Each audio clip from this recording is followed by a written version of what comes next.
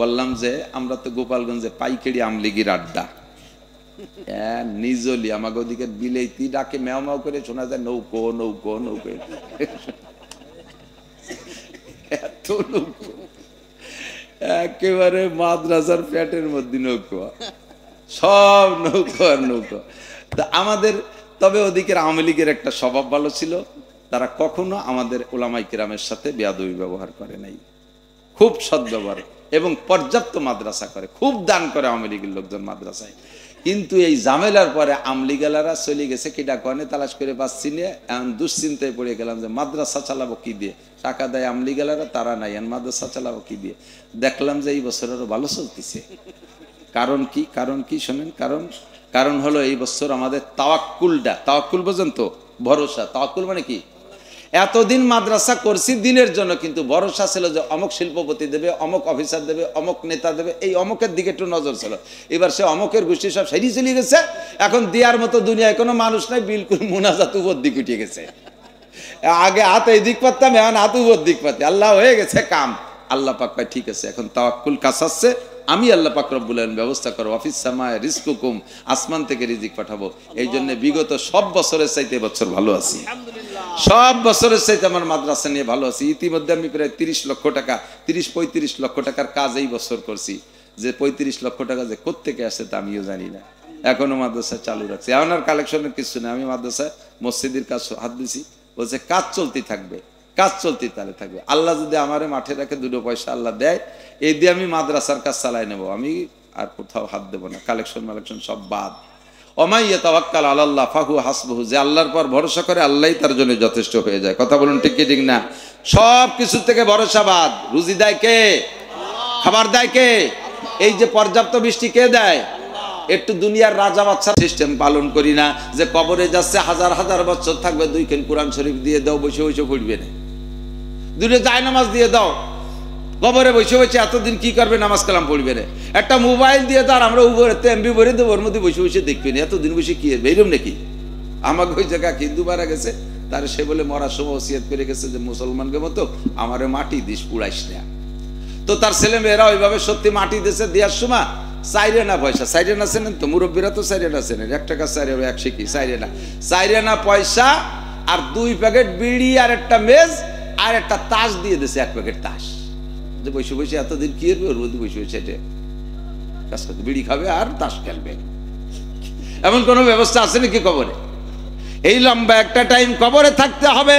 ও দুস্থ মানুষে যারে মাটি দিচ্ছি, তাকে উদ্দেশ্য করে আমরা বলি মিনহা খলাকনাকুম, কথা তো আল্লাহর। বারাকতা আলা ইব্রাহিম ওয়া আলা আলি ইব্রাহিম ইন্নাকা হামিদুম মাজিদ।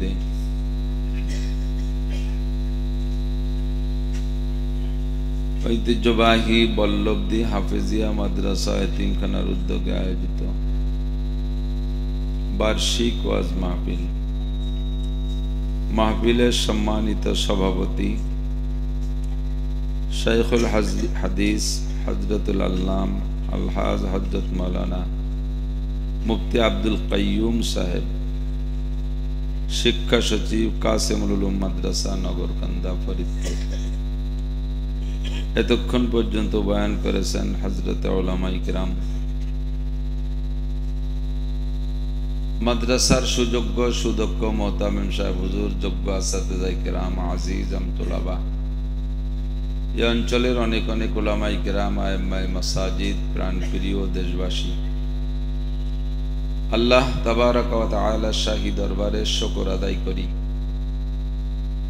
যে আল্লাহ পাক রব্বুল আলামিন আমাদের হাজারো নাফরমানি করা সত্ত্বেও আমাদেরকে সুস্থ রেখেছেন, বাঁচায় রেখেছেন, তার অসংখ্য নিয়ামত রাজি আমাদের উপরে এখনো অব্যাহত রেখেছেন। এবং আল্লাহ পাক রব্বুল আলামিন আমাদেরকে আজকে এই বর্ষাকালে কিছুক্ষণের জন্য আবহাওয়া অনুকূল করে দিয়েছেন। দেশবরেণ্য আহলে হক উলামায়ে কিরামের কাছ থেকে এতক্ষণ পর্যন্ত অনেক ভালো কথা শোনার সুযোগ ও তৌফিক দান করেছেন, এজন্য একটু শুকর আদায় করে নেই আলহামদুলিল্লাহ। অনেকবার এই মাঠে আসছি, কয়েকবার আসছি আলহামদুলিল্লাহ। আর এত বেশি আসছি এলাকায়, প্রত্যেকটা পয়েন্ট, মাহফিলের পয়েন্টেই কম বেশ দুই একবার করে আসা হয়ে গেছে। আর এই বছর বিশেষ করে ফরিদপুরের 9 থানা নাকি, ফরিদপুরের থানা কয়টা, 9টা না 8টা? 9টা। দেখছেন, নিজেরা এই জেলায় বসবাস করে তাই ইখতিলাফ শুরু করে দিচ্ছেন। আর হুজুরকে দোষ দেন যে হুজুররা এ হুজুর একটা কয়, ও হুজুর আর একটা কয় খায়। তো ফরিদপুরের 9 থানায় 100 মাহফিল রাখছি, আর সারা বাংলাদেশের 63 জেলায় আর বাকি সব 150 দিছি। কাজেই আমাদের ওয়াজ আর আপনাদের শুনতে জানতে বাকি নেই। আজকে এতক্ষণ পর্যন্ত যে মৌলানার বয়ান শুনলাম আলহামদুলিল্লাহ, আমরাও শুনেছি। আমি অনেক আগে আসছি, 1 ঘন্টা আগে আসছি। সুললিত কণ্ঠের অধিকারী, সুদর্শন পুরুষ, এলেমও আছে, কণ্ঠ সুন্দর, সর্বদিক দিয়ে এবং বিভিন্ন কণ্ঠে তেলাওয়াত করে শুনেছে আমাদেরকে। আল্লাহ তাআলা তার এলেম, আমল সব কিছুর মধ্যে আল্লাহ তাআলা বরকত দান করুন। এরকম যুবক আমাদের মাঝে আল্লাহ তাআলা আরো অনেক তৈরি করে দিন। কোরআনে কারীমের তেলাওয়াত শুনলে সকলেরই দিলটা নরম হয়ে যায়। আল্লাহ পাক নিজেই বলেছেন, ওয়াইজা তুলিয়াত আলাইহিম আয়াতুহু যাদাতহুম ঈমানা। কোরআন শরীফের আয়াত যদি তেলাওয়াত করা হয়, মুমিনের দিলটা নরম হয়ে যায়, ঈমান বেড়ে যায়। ভালো লাগছে না তেলাওয়াত শুনে? কণ্ঠ আল্লাহর দান, সকলের থাকে না। যাদের কণ্ঠ নাই, অনেকে কণ্ঠওয়ালাদের হিংসা করে, প্রতিহিংসা করে, মানে হাসাদ করে, সমালোচনা করে। হ্যাঁ, সুর আছে, সুর দিয়ে বেড়াচ্ছে, নিজের নাই বিদায় আর একজনের সুর পছন্দ করে না। আমার আবার স্বভাব উল্টো, আমার সুর নাই কিন্তু সুরওয়ালাদের আমার খুব ভালো লাগে। সুর যাদের আছে তারা কানলিও ভালো শোনা যায়, শক্ত কথা করলেও ভালো শোনা যায়। কোন ইমাম সাহেব আছে, নামাজের মধ্যে দাঁড়ালে, আমার এক মুসল্লি ছিল, নাম আব্দুর রউফ মোল্লা, মারা গেছে। কই যে হুজুর, আগে এক ইমাম ছিল, সেই ইমামের পরে যেটা ইমাম আইছে, কিরাত পল্লী ঠায় যেন চলাই দিয়ে বেরিয়ে উঠছে। আর আগের হুজুর পড়লি মনে করে সন্দেহ থাকতো, মানে ভয় পাইতাম যে আল্লাহ তাড়াতাড়ি ছেড়িয়ে না দেয়, যেন আর একটু পড়ে। কণ্ঠ ভালো হইলে এরকম মনে হয় না, শুনতে মনে চাই। তারাবির নামাজের ইমামের সুর যদি ভালো হয়, যত টেনে লম্বা করে পড়ুক একটুও খারাপ লাগে না, আরো বেশি বেশি শুনতে মনে চায়। আল্লাহ তাআলা এরকম সাহেবে কণ্ঠ, সাহেবে এলেম মানুষ আমাদের মধ্যে অনেক অনেক তৈরি করে দিন। সবাই বলি আমিন। জায়গার দাম সব জায়গায় কম বেশ আছে, তবে মকসুদপুরে, এটা মকসুদপুর নাকি সালতা বল্লভদি গ্রামের জায়গার দাম বেশি না জান্নাতের জায়গার দাম বেশি? শতকে 100 টাকা বেশি তো হবেই। 1 শতক বল্লভদির জায়গা আর 1 শতক জান্নাতের জায়গা, 100 টাকার বেশ কম হবে না? কত তুলনা নাই জানেন? জান্নাতীদেরকে জান্নাতে যাওয়ার পরে হাতে একটা লাঠি দেয়া হবে, শানের লাঠি। শান মানে পাথর দিয়ে বানানো না, শান শওকত বাড়ানোর জন্য মতির লাঠি দেওয়া হবে। এই লাঠিটারে খাড়াভাবে জান্নাতের মধ্যে রাখলে লাঠির নিচে যতটুক জায়গা পড়ে, একটা লাঠির মাথায় কত, 2 বিঘা, এই আঙ্গুলির মাথার মতো একটু, ঠিক না, চিকন সরু। জান্নাতের ভিতরের ওই লাঠির নিচে যতটুক জায়গা, তার যে দাম দুনিয়ার মধ্যে যা কিছু আছে এর চাইতে অনেক বেশি দাম। তাহলে বল্লভদির জায়গার চাইতে জান্নাতের জায়গার দাম কম না বেশি? কোরআন শরীফে আছে, ওয়াইদা কিল লাকুম তাফাসসাহু ফিল মাজালিস, যখন তোমাদেরকে বলা হবে মজলিসের মধ্যে জায়গা হচ্ছে না, কত লোক দেখো বুইর পর আহলে হাদিস এলাকার মতো সান্না বাঁধতে দাঁড়ায় রয়েছে, এই সমস্ত মানুষ বসতে জায়গা পাচ্ছে না। যখন এইরকম পরিস্থিতি দেখা যায়, আর সেই সময় যদি কেউ বলে যে তাফাসসাহু ফিল মাজালিস, একটু জায়গা করে দেন, যদি বলা হয়, আল্লাহ বলে দিয়েছেন যদি বলে, না বললি না বললো, যদি বলে তাহলে ফাফসাহু, একটু জায়গা করে দাও। আপনি হয়তো বলবেন যে আল্লাহ আমি কোন সময় এসে আগের থেকে ফাঁসা দিয়ে ঘষে জায়গা সাফ করে একটু ডাটে বইছি, আর এই জায়গা ছাড়িয়ে দিয়ে সামনে আগায় যাব, কি দেওয়ার মধ্যে ধুলোবালি মাখায় থুইছে, তো আমি এত ভালো জায়গা ছাড়িয়ে দিয়ে সামনে গেলে আমারে কি দিবা কও? আমার যদি পছন্দ হয় তাহলে ছাড়বো, নাহলে ছাড়বো না। আল্লাহ এটা বুঝে সাথে সাথে বলে দিয়েছে, আফসাহিল্লাহু লাকুম, আল্লাহ তাআলা তোমার এর চেয়ে ভালো জায়গা দেবেন। তো তাফসীরের মধ্যে বলা হয় এর চেয়ে ভালো জায়গা মানে দুনিয়ার সব জায়গায় তো এক দরে বিক্রি হয়, তো এর চেয়ে ভালো জায়গা জান্নাত ছাড়া আর হতে পারে না। কাজেই আপনি যতটুক জায়গা ছেড়ে দেবেন অতটুক জায়গা কমপক্ষে আপনাকে আল্লাহ তাআলা জান্নাতের মধ্যে দান করবেন। কিছুক্ষণের জন্য তো কষ্ট হবে, একটু গরমে গরমে কষ্ট হবে, একটু কষ্ট হবে, একটু আগে আসেন, একটু আগে আসেন। যদি কেউ আগান, না আগানওয়ালাদের চাইতে অন্য বর্ণনায় আছে, না আগানওয়ালাদের চেয়ে আগানওয়ালারা 500 বছর আগে ভেস্তে যাবে। 500 বছর আগে ভেস্তে যাওয়া কি লাভ না লস? একটু বাসে উঠবেন, সব কয়জনটাই উঠে নেবে। বিমানে যখন আমরা উঠি, আল্লাহু আকবার, বাইরে যাওয়ার সময় উঠি, দেশের ভিতরে যখন বিমানে টিমানে উঠি, যে কয়টা সিট আছে ওই কয়টা লোকই বিমানের সিঁড়ির কাছে নেছে, তার চেয়ে একজনও বেশি নেই। এরপরও ওই কয়জন জানে যে আমাকে একজনও বাদ রেখে বিমানে উঠবে না, তারপরও কে কারছে আগে উঠবে, কে কারছে আগে উঠবে, ঠেলাঠেলি শুরু হয়ে যায়। তো এই বিমানে সব কয়জন না ওঠা পর্যন্ত কিন্তু বিমান ছাড়ে না, অথচ কে কার আগে উঠবে পাল্লা লেগে যায়। তো আখেরাতে হাসরের মাঠে আপনি 500 বছর আগে জান্নাতে যাইতে পারা যে কত লাভের বিষয় দুনিয়ার থেকে বুঝতে পারবো না। তো 500 বছর আগে জান্নাতে যাওয়ার জন্য সুরত সুযোগ হলো, যদি বলা হয় একটা আগায় বসেন, আগায় বসলে আল্লাহ পাক এই সুযোগটা করে দিতে পারেন।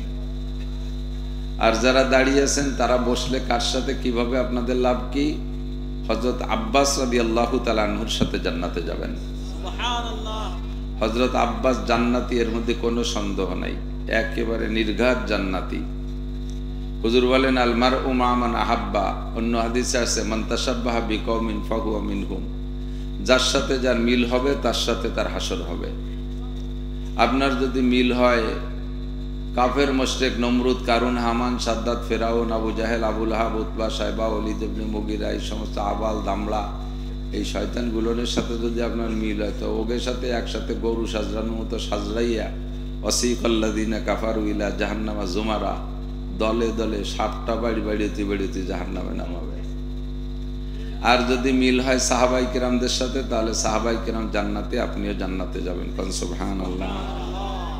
নবী আলাইহিস সালাম বয়ান করতেছেন বৈশা মসজিদে নববীর ভিতরে, সাহাবাই কিরাম বসে বসে শুনতেছেন, পিছে যারা আসছেন তারা অনেকে পাশে দাঁড়িয়ে দাঁড়িয়ে আছে। হুজুরের চোখের সামনে এই কেউ বসা কেউ দাঁড়ানোটা একটু বিরক্তকর মনে হচ্ছে। হুজুর বললেন ইজলিসু আলা মাকানিকুম, যে যেখানে আছো বসো, যে যেখানে আছো বসো। সাহাবাই কিরামদের স্বভাব ছিল হলো সামিনা ওয়া আতানা, হুজুরের কথা শুনবে আর মানবে, কোনো মতামত নাই, কোনো যুক্তি তর্কের দাঁত ধরে না। হুজুর যেটা বলছে সেইটাই সত্য, কাজেই আমল করতে হবে। সাথে সাথে সাহাবাই কিরাম সব বসে পড়ছে, একজনও দাঁড়ানো নাই। নিচে বসার পরিবেশ আছে কিনা তা দেখা দেখি নাই। নবী বলছেন যে যেখানে আছে বসো, সাথে সাথে বসে পড়ছে। বয়ান শেষ করে হুজুর মসজিদ থেকে বেরোয়, দেখে মসজিদের বাইরে এক বুড়ো রুমাইল মুড়ি দিয়ে বসা। রুমাইল ওই দেশের লাল রুমাইল পরে না, ওই লাল রুমাইল মুড়ি দিয়ে বসা। হুজুর কাছে যে সালাম দিয়েছেন, আসসালামু আলাইকুম মান আনতা শায়েখ, মুরব্বী আপনি কে, এখানে বসে রয়েছেন? তো মুরব্বী উঠে সালামের উত্তর দিয়ে মাথাতে কাপড়টা সরাইছে, হুজুর চিনে ফেলাইছে, আনা আম্মুকা ইয়া মুহাম্মদ, ইয়া রাসূলুল্লাহ, আনা আম্মুকা আব্বাস, ভাতিজা আমি তোমার চাচা আব্বাস বসে আছি। হুজুর বললেন আপনি শোনেন নাই কাকা যান, আমি মসজিদের মধ্যে ওয়াজ করতেছি, আপনি জানেন না, আপনি বাইরে বসে রয়েছেন। ঘরের থেকে শুনেছি তুমি মসজিদে বয়ান করতেছো, তোমার বয়ান শুনবো লোভেই ঘরের থেকে বেরোয় আসছি। আস্তে আস্তে যখন এ পর্যন্ত আসছি, মসজিদে ঢুকবো এ পর্যন্ত আসছি, এর মধ্যে তোমার একটা ওয়াজ আমার কানে ভেসে আসছে। তখন আমি বললাম আব্বাস তুমি তো নবী পাকের বয়ান শুনবা আমল করার জন্য, তো যে বয়ানটা কানে আসছে এই বয়ানটার আমল এখনই করে ফেলো। হুজুর বললেন না বয়ানটা কি ছিল? তুমি তখন বলতেছিলে যে যে যেখানে আছো বসে পড়ো। তা আমি এখানে ছিলাম, তখন আমি এখানেই থেকে তোমার ওই কথাটা শুনছি। তখন আমাকে বললাম যে আব্বাস আর এক কদমও বাড়া ঠিক হবে না, তাই হুজুর আমি এই জায়গায় বসে পড়ছি, আমি আর ভিতরে যাইতে পারিনি। হুজুর জড়াই ধরে কপালে চুমু খেলেন, বললেন এজন্যই তো আপনারা সাহাবী। এই যোগ্য মানুষগুলোকে আল্লাহ তাআলা খুঁটিয়ে বাছে রুহের জগতের থেকে বাছাই করে নবী পাকের জামানায় পাঠাইছে, যাদের স্বভাবই ছিল শুনবো আর মানবো, শুনবো আর। আমরা সাহাবায়ে কেরামদের সাথে যদি এদিক দিয়ে একটু মিল করতে পারি তাহলে আমরাও সাহাবায়ে কেরামদের সাথে জান্নাতে যাব। আমাদের উপরে আল্লাহ পাকের সন্তুষ্টির ঘোষণা আছে, শুনলে আজীব হবেন। আমরা মনে করি শুধু সাহাবায়ে কেরামদের সম্পর্কে আল্লাহ পাক রাদিয়াল্লাহু আনহুম ওয়া রাদু আনহু বলেছেন, না, এটা না। সাহাবায়ে কেরামদের সম্পর্কে তো অবশ্যই এই শব্দ আল্লাহ পাক ব্যবহার করেছেন। কি তরজমা কি? রাদিয়াল্লাহু আনহুম ওয়া রাদু আন। আল্লাহ পাক রব্বুল আলামিন সাহাবায়ে কেরামদের উপরে সন্তুষ্ট হয়ে গেছে, যেমন সাহাবায়ে কেরাম আল্লাহ পাকের উপরে সন্তুষ্ট ছিল। খেয়ে সন্তুষ্ট, না খেয়ে সন্তুষ্ট, সুখে আলহামদুলিল্লাহ, দুঃখে আলহামদুলিল্লাহ, বিপদে আলহামদুলিল্লাহ, সুপদে আলহামদুলিল্লাহ। এটা হলো ইমানের খাস আলামত। সর্বহালাতে সর্ব অবস্থায় শুকর আদায় করতে পারা, এটাই হলো ইমানের 1 নম্বর আলামত। আমরা যে হালাতে আছি একটু যদি জিজ্ঞেস করি কেমন আছেন, কি বলবেন? আলহামদুলিল্লাহ। আর্থিকভাবে কেমন আছেন? শারীরিকভাবে কেমন আছেন? আমাদের দেশের মানুষের স্বভাব ভালো না। কাছে যে যদি জিজ্ঞেস করে একজন পীড়িত রোগী, কাকা কেমন আছেন, তুমি কানা হয়ে গেছো নি, দেখো না কিরম আছি। আল্লাহ পাইছে তো আমারে, তবলিগিতে আইসে বললাম না, আসার সময় অ্যাক্সিডেন্ট করে ঠ্যাংখান খোড়ায় পড়ে রয়েছি। এ বলার দরকার নাই, বলতে হবে কি আলহামদুলিল্লাহ, সর্বহালাতে আলহামদুলিল্লাহ। এই জন্য সাহাবায়ে কেরামদের এই স্বভাব। আল্লাহ পাক রব্বুল আলামিন বলেন, আস-সাবিকুনাল আউয়ালুনা মিনাল মুহাজিরিন ওয়াল আনসার ওয়াল্লাযীনা ইত্তাবাউহুম বিইহসান রাদিয়াল্লাহু আনহুম ওয়া রাদু আন। শুনছেন নাকি? আয়াত খেয়াল করছেন? আমার শুন নাই, আমি এভাবেই বলি, এভাবেই বলবেন ইনশাআল্লাহ যতটুকু পারি। আস-সাবিকুনাল আউয়ালুনা মিনাল মুহাজিরিন ওয়াল আনসার। সাহাবায়ে কেরামদের প্রথম 2 দল, এক দলের নাম মুহাজির আর এক দলের নাম জানেন না? আর এক দলের নাম কি? আরে ব্যাটালিয়ান আনসার মনে রাখলি তো। আমাদের দেশে তো যে কত আনসার আছে, আমাদের দেশের আনসাররা একদিন সোচে না, মুইতে পানি নেয় না, নামাজ কালামের দাঁত ধরে না, মন্দির পাহারা দেয়, যাইয়ে তাকে সাথে লাড্ডু মাড্ডু খাইয়ে আসে। লাড্ডু খা আনসার আছে না নাই? এই আনসার না, এই আনসার সে আনসার না। একজনের নাম আতর আলী, শুনে মনে হয় যেন কি পরিমাণ গিরান, তার বগল দিয়ে চুষো মরা গন্ধ, গালে কুইয়ে গন্ধ, নাম তো আতর আলী। আতর আলী হলি গায়ে গিরান হয় না, ঠিক না? তো এই আনসার সেই আনসার না। সাহাবায়ে কেরামদের ভিতরে 2 দল, মুহাজিরিনা ওয়াল আনসার। আল্লাহু আকবার। শুনলে আজীব হবেন আনসারদের সাওয়ানে, তাদের জীবনী শুনলে। একটা দুটো বলি ছোট্ট করে, আনসার কারা, তাদের জীবনী হালাত কেমন ছিল। নবী পাক মক্কা থেকে যাদেরকে নিয়ে গেছে মদিনায়, তাদের নাম তো মুহাজিরিন। তার ভিতরে আবু বকর আছে না? হাজী সাহেব আছেন নাকি কেউ? হাজী সাহেব আছেন। আবু বকর রাদিয়াল্লাহু তাআলা আনহুর বাড়ি দেখছেন না? হিলটন টাওয়ার, বিশাল বিল্ডিং, ওর ভিতরে নামাজের ফ্লোর আছে একটা অনেক বড়। 1 বিঘে আমাদের এখানের 52% বিঘের 1 বিঘের চেয়ে বেশি হবে, এত বড় জায়গা আবু বকর রাদিয়াল্লাহু আনহুর বাড়ি। এই জায়গাটার উপরে বিশাল বিল্ডিং, মক্কার ঘরের পাশে একেবারে নিকটে। ও পাশে আবু জাহেলের বাড়ি আর হুজুরের বাড়ি, সফা মারোয়ার ওই পাশে, আর এই পাশে মিসফালা রোডে ঢুকেই ডান পাশে আবু বকর রাদিয়াল্লাহু আনহুর বাড়ি। কাবা ঘরের এ পাশে আর ও পাশে, এত নিকটে আর কাহারও বাড়ি নেই। এখন ওই জায়গা কোনো জমি কেনা বেচা হয় না। যদি কেনা বেচা করতে হয়, কোনো ধনাঢ্য ব্যক্তি যায় যে আমার বাদশা এখান থেকে একটু জমি বেচেন আমার কাছে, কোনো মতেও না।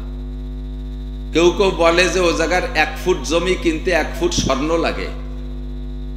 এই জায়গাটা আবু বকরের বাড়ি। ফেলাই থুইয়া রসুলের সাথে মদিনায় চলে গেছে। কত বড় ত্যাগ! গল্পই শুধু বলি আর আপনারা শোনেন, আমরাও জানি আর বলি, আপনারাও শোনেন, কিন্তু সেই চেতনার সেই দরদ আমার আপনার কাহারও মধ্যে নাই। বউ বাচ্চা সব ফেলে রেখে, বাচ্চা কাচ্চা কেউ রে নাই, সব রয়ে গেছে মক্কায়। আর উনরা 2 জন চলে গেলেন। কি পরিমাণ নির্যাতন তাদের উপর হবে এটা ভালো করে জানে আবু বকর। কোনো তোয়াক্কা না করে আল্লাহ ডাক দিয়েছে, রসুল ডাক দিয়েছেন, বাস চলেন যাই। আল্লাহু আকবার।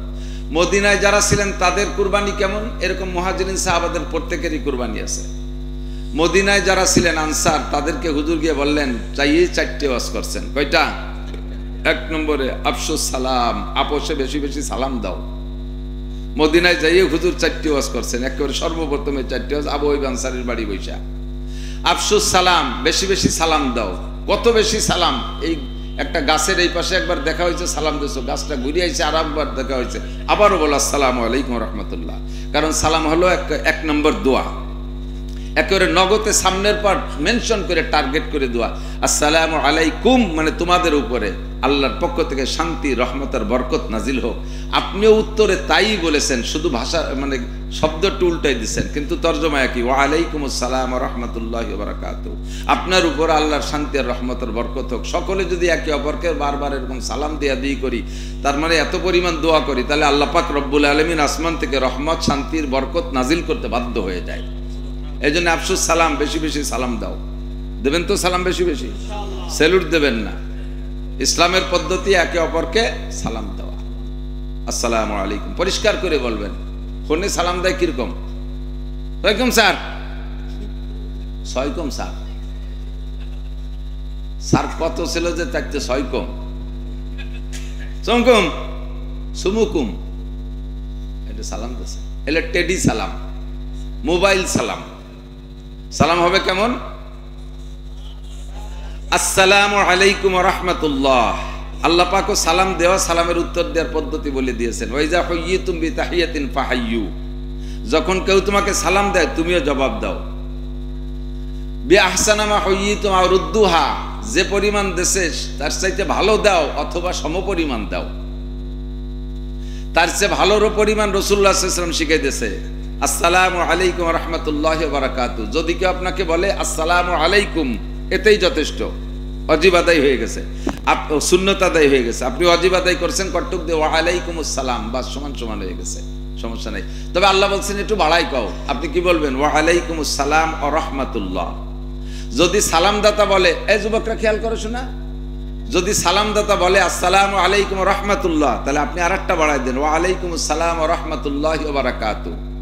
যদি সালাম দেনেওয়ালাই তিনেটা কয়ে ফেলায় আসসালামু আলাইকুম ওয়া রাহমাতুল্লাহি ওয়া বারাকাতুহু, তাহলে রুদ্দুহা, সে যতটুকু বলছে অতটুকু বলো, হুজুর বলছেন আর বাড়াইও না। তা আমরা অনেক সময় কেরামতি যাই, ওয়া আলাইকুম আসসালাম ওয়া রাহমাতুল্লাহি ওয়া বারাকাতুহু ওয়া মাগফিরাতুহু ওয়া জান্নাতুহু ওয়া জাহান্নামুহু ওয়া কুদরতুহু ওয়া দাখিলুহু ওয়া খারিজুহু, কোথি তালে তাই কি পণ্ডিতের বিটা পণ্ডিত, অতখানি খাওয়া লাগবে না, ওয়া বারাকাতুহু পর্যন্ত শেষ, ঠিক আছে তো। বেশি বেশি করে সালাম দেন। আত'ইমুত তাআম, 2 নম্বরে হলো আমার সাথে মক্কা থেকে অনেকে আইসা, তারা অনেক অনেক জায়গা জমি সম্পদ ফেলে রেখে আসছে। আজকে তোমাদের মদিনার কাছে, মদিনা আনসারদের কাছে আইসে তারা মুসাফির হয়ে গেছে, তারা মুহাজির, তাদের কিচ্ছু নাই।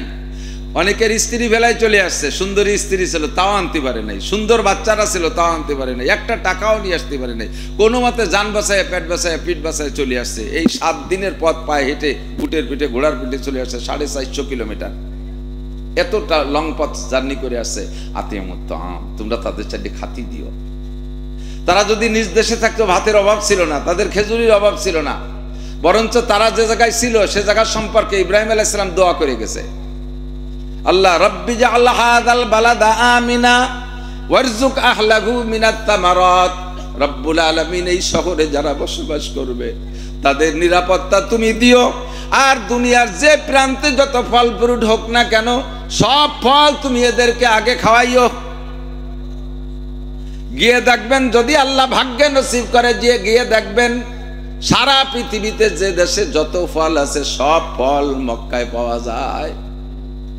ফলওয়ালা নিজে খাওয়ার আগে মক্কার জন্যই পাঠাইয়া দেয়। বাংলাদেশে কত প্রকারের ধান হয়, আপনারা কি ধান খান? সবচেয়ে ভালো যে দামি ধান আর চাউল, সেই চাউলটা চলে যায় মক্কায়।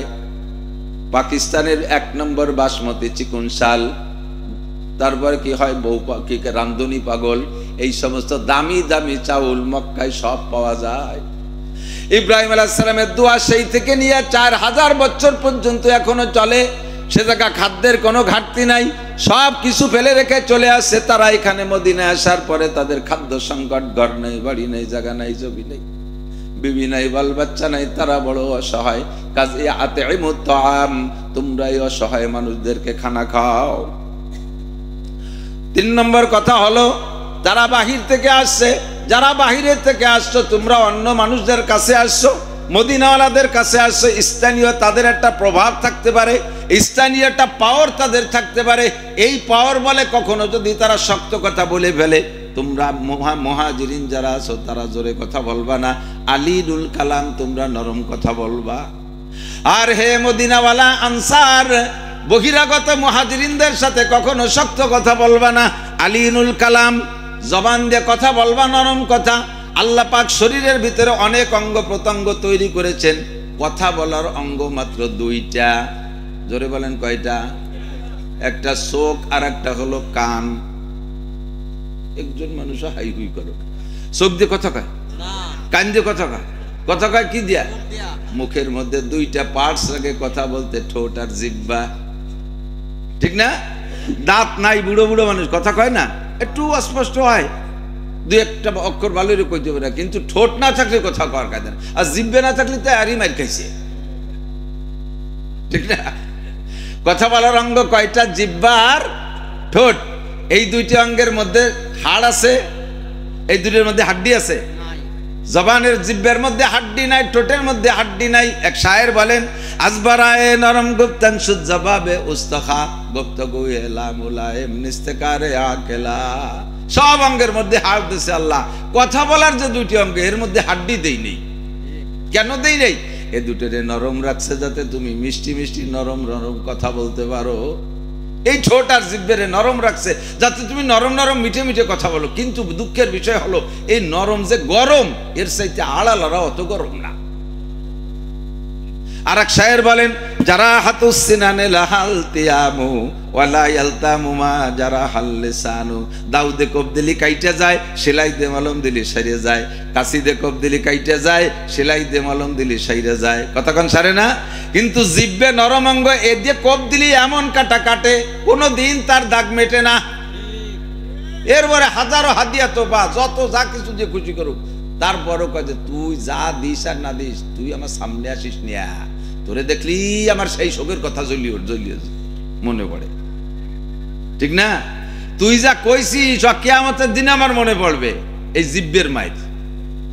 এজন্য হুজুর বলেন, আলিনুল কালাম, কথা মিঠে বলো। শরীরের ভিতরে যে কয়টা অঙ্গের আর নাই, সেই কয়টা কিন্তু ফাজিলির ভাষা। দোয়াই দেখছেন আরো অনেক জায়গায় আর নাই, চোখেও আর নাই, চোখের মায়ের বড় মাইর। জিহ্বে হাড় নাই, আর এক মাইর। যে যে জায়গা হাড় নাই, আরো যেদিক যাবেন সেদিক। আর সবটার তোর নাম কোয়া যাচ্ছে না। জাগের মধ্যে হাড় নাই, ওই কটাই ফাজিলির ভাষা। হুজুর কয়, জিরমুহু সগীর ওয়া জুরমুহু কবীর, লজ্জাস্থানে হাড্ডি নাই। জিহ্বে এ কথা কয় কারা? এ বাসে কথা কয় কারা? এ পিছনে কথা কয়, ভারী জরুরি হলে মাইকি কও, নালি চুপ করো। জিরমুহু সগীর ওয়া জুরমুহু, দুইটি অঙ্গ বডিতে অনেক ছোট, কিন্তু তাদের ক্ষতি বড় বেশি, তাদের অপরাধ সবচাইতে বড়। এক নম্বরে জিহ্বা, দুই নম্বরে হলো শরমগা। কথা বলেন ঠিক না? মানুষের যত বিপদে পড়ে এই দুইটি অঙ্গের কারণে যে পরিমাণ বিপদে পড়ে, বাকি সব অঙ্গের কারণে ওই রকম বিপদে পড়ে না। কামাল আস্তে তার নাফসে ইনসা সাকুন তু খুদরা বা গুফতারে না কিসমাকুন। আল্লাহু আকবার, কি আজীব আজীব কথা। শেখ সাদি রহমাতুল্লাহ আলাইহি বলেন, কামাল আস্তে তার নাফসে ইনসা সাকুন তু খুদরা বা গুফতারে না কিসমাকুন। মানুষের যোগ্যতা ফুটে হইতে জবানের কথার দ্বারা, ঠিক না?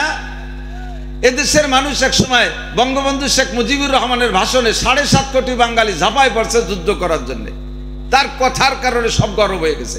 আবার একই কথার কারণে সেই মানুষ তিনি হোক আর যেই হোক, আমি মৌলানা নাসির, আমার মতো কত নাসির গোপালগঞ্জ পড়ি রয়েছে, কেনা চেনে? আমার একটু জবান আল্লাহ দেশে, এর কারণে বাংলাদেশের লক্ষ লক্ষ মানুষ চেনে। আবার এই জবানটারে যদি উল্টো ভাবে ব্যবহার করি, যেমন ভালোভাবে চেনছে ওই রকম উল্টো ভাবে চেনবে। প্রশংসা করতে একেবারে চলে আছে আল্লাহ মাতু দাহার কুমকুমাতু নাহার কালাকাছে থোড় হাওড়ার ব্রিজ, রইসু শায়াতিন, মুআল্লিমুল মালাকুত, আন্তর্জাতিক ক্ষতি সম্পন্ন ইত্যাদি 5 লাইন লেহে তারপরে আমাকে নামটা পাই। এই জিহ্বের কারণে, কথার কারণে। আবার এমন একটা কথা বলে দিতে পারি যাতে আমার নাম জীবনে আর কোনদিন পোস্টারে লাগবে না, আমাকে উচ্চারণই করবে না মানুষ। হতে পারে কি পারে না? সবই এই জিহ্বার মায়ের। আর হাজার দিক দিয়ে আমি ভালো আছি, আল্লাহ না করুক যদি শরমগার দিক দিয়ে আমি অ্যাক্সিডেন্ট করে বসি, এইটা যদি ভাইরাল হয়ে যায়, প্রকাশ পেয়ে যায়, তাহলে মানুষ আমাকে জুতা মারতেও ঘৃণা করবে। দুইটা অঙ্গ দেখতে ছোট কিন্তু কাজে বড়। এই জন্য নবী পাক এই দুইটি অঙ্গের সাথে জান্নাতের কন্টাক্ট নেছে। যুবক শোনো, নবী পাক বলেন, মাইয়াজমাল্লি মা বাইনা লাহিহি ওয়া মা বাইনা রিজলাইহি আজমাল্লাহুল জান্নাহ। যে ব্যক্তি মাত্র দুইটি অঙ্গের জিম্মাদারি নিতে পারবা, অনলি কয়টা? জোর হলো না, আর একবার। দুইটি অঙ্গের জিম্মাদারি আমাকে নিতে বলা হয়েছে, তাহলে আমার জান্নাতের জামিন হবে বিশ্বনবী মুহাম্মদুর রাসূলুল্লাহ। আল্লাহর নবী যদি কে জান্নাতের জামিন হয়, ওই লোকটার কি আর জান্নাত নিয়ে কোনো টেনশন আছে? কথা বলেন আছে? বর্তমান সময়ের বাংলাদেশের প্রধান ডক্টর ইউনূস সাহেব, প্রধান উপদেষ্টা, উনি যদি আপনাদের বল্লভদী গ্রামের কাহারও চাকরির দায়িত্ব নেয়, তাহলে তার চাকরি নিয়ে কি আর টেনশন থাকার বিষয়? নবী পাক আপনার আমার জান্নাতের দায়িত্ব নিয়েছে, দুইটি অঙ্গের জিম্মাদারি আমাকে নিতে বলছে। যুবক, একটু কষ্ট করে নাও। এক নম্বরে মা বাইনা লাহিয়াইহি, দুই নম্বরে মা বাইনা রিজলাইহি। এক নম্বরে দুই মাড়ির মাঝখানে ছোট্ট অঙ্গ জিহ্বা, দুই নম্বরে দুই রানের মাঝখানে ছোট্ট অঙ্গ শরমগা। এই দুইটার হেফাজত করো। নবী পাক বলেন আলিনুল কালাম, মিষ্টি মিষ্টি কথা বলবা, নরম নরম কথা বলবা, কেউরে কটাক্ষ করে কথা বলবা না, কথা যে মানুষকে কষ্ট দিবা না। দুই নম্বর ওয়াজ, তিন নম্বর ওয়াজ। এক নম্বরে আতিমুত তাআম, দুই নম্বরে আলিনুল কালাম, তিন নম্বরে আফসুস সালাম, এক নম্বরে আলির আতিমুত তাআম, দুই নম্বরে আলিন, তিন নম্বরে আলিনুল কালাম, চার নম্বরে সল্লু বিল লাইলি ওয়ান নাসু নিয়াম। মানুষ যখন ঘুমিয়ে থাকবে তুমি সেই সময় একটু উঠে যাও। তাতাজাফা জুনুবুহুম আনিল মাদাজি ইয়াদউনা রাব্বাহুম খাউফান ওয়া তামা। সব মানুষ ঘুমিয়ে আছে, ওই সময় উঠে দুই রাকাত নামাজ পড়ে মালিকের কাছে হাত তোলো আল্লাহ। এখন চাওয়া চাইর কোনো ভিড় নাই, চাওয়া চাইর কোনো ভিড় নাই। যখন ভিড় থাকবে না সেই সময় আমি একা গেলে সেই কাজটা যত সুন্দর হবে, ভিড়ির মধ্যে গেলে সেরকম হবে না। আজকে আমার মাদ্রাসার কাজ নিয়ে ডিসি স্যারের কাছে গেছি গোপালগঞ্জ, যাইয়ে দেখি 500-600 মানুষ দাঁড়ানো রয়েছে। আমাকে উনি যদি জানে যে মৌলানা নাসির সাহেব আছে, সবার আগে প্রাধান্য দেবে, কিন্তু ওনার এমার্জেন্সির ভিতরে, জরুরি বৈঠকের ভিতরে আমি এই ডিস্টার্ব করতে পারি না। যখন ভিড় দেখছি, এই ভিড়ির মধ্যে আমার অতটা গুরুত্ব নাও দিতে পারে, টুপ করে চলে আসছি, কথাবার্তা না বলে পিয়নের সাথে বলছি সময় মতো সুযোগ মতো স্যারের সাথে আমার একটু যোগাযোগ করাই দিবা, স্যারের একটু দাওয়াত দেবো, মাদ্রাসার একটু কাজ আছে। আপনি দুনিয়ার দিক দিয়ে এরকম নির্জন মুহূর্তটা খুঁজি, যাতে একা গেলে সেই সময় কাজটা সুন্দর হয়। সব সময় সজাগ অবস্থায় হাজারো লাখো মানুষে চায়, তাতে আমার আল্লাহ বিরক্ত হয় না। ভিড় হয়ে যায় এ কারণে আমাকে স্মরণ করতে পারে না, এরকম দুর্বল আল্লাহ আমার না। আমার আল্লাহ কোটি কোটি মানুষ একসাথে চাইলো, তার ভিতরে প্রত্যেককে আলাদা আলাদা ভাবে লক্ষ্য রাখার যোগ্যতা রাখে কি রাখে না? তবে যখন সব মানুষ ঘুমিয়ে আছে, আপনি ওই সময় একটা আল্লাহর একটা আদর নিয়ে যাইতে পারেন। ও রব্বুল আলামিন, দেখো ঘুমের সময় সব মানুষ ঘুম, আমার যে মহা বিপদ, এই বিপদ নিয়ে আমি ঘুমাইতে পারি নাই, আমি চলে আসি, রব্বুল আলামিন আমার জীবনের সব গুনাহগুলো আগে মাফ করে দাও। আল্লাহ, আব্বা মা আমাকে জীবন ভরে লেখাপড়া শিখাইছে, লক্ষ লক্ষ টাকা আমার পিছনে খরচ করছে, এখন সরকারি কোনো চাকরি পাই না, আয়ের কোনো উৎস পাই না, বৃদ্ধ আব্বা আমাকে কি করে আমি ইনকাম করে খাওয়াবো? রব্বুল আলামিন তুমি আমার আয়ের সোর্স খুলে দাও। আরে রাজা বাদশা, এমপি মন্ত্রী আর শিল্পপতি, রাষ্ট্রপতি, কোটিপতি, ভগ্নিপতিকে পিছনে দৌড়াইয়া লাভ নাই। ওই রাত্রে তুমি আল্লাহ পাক রব্বুল আলামিনের কাছে হাত তুলে চাও।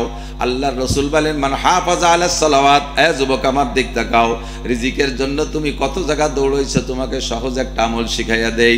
এই আমল রেগুলার করলে ইনশাআল্লাহ আল্লাহ পাক রুজির বরকত বাড়াইয়া দিবেই দেবে। নবী পাক বলেন মান হাফাজা আলাস সালাওয়াত, যে ব্যক্তি 5 ওয়াক্ত নিয়মিত নামাজ পড়ে, আকরামাহুল্লাহু বিখামসি খিসাল, আল্লাহ পাক তাকে 5টি পুরস্কার দান করেন। এক নম্বরে নাম্বার 1, এক নম্বর, একেবারে নাম্বার 1, এক নাম্বার, ইরফান গুজিকুল আইশ, নামাজি ব্যক্তিকে আল্লাহ তাআলা রুজির অভাবের মধ্যে ফেলে না।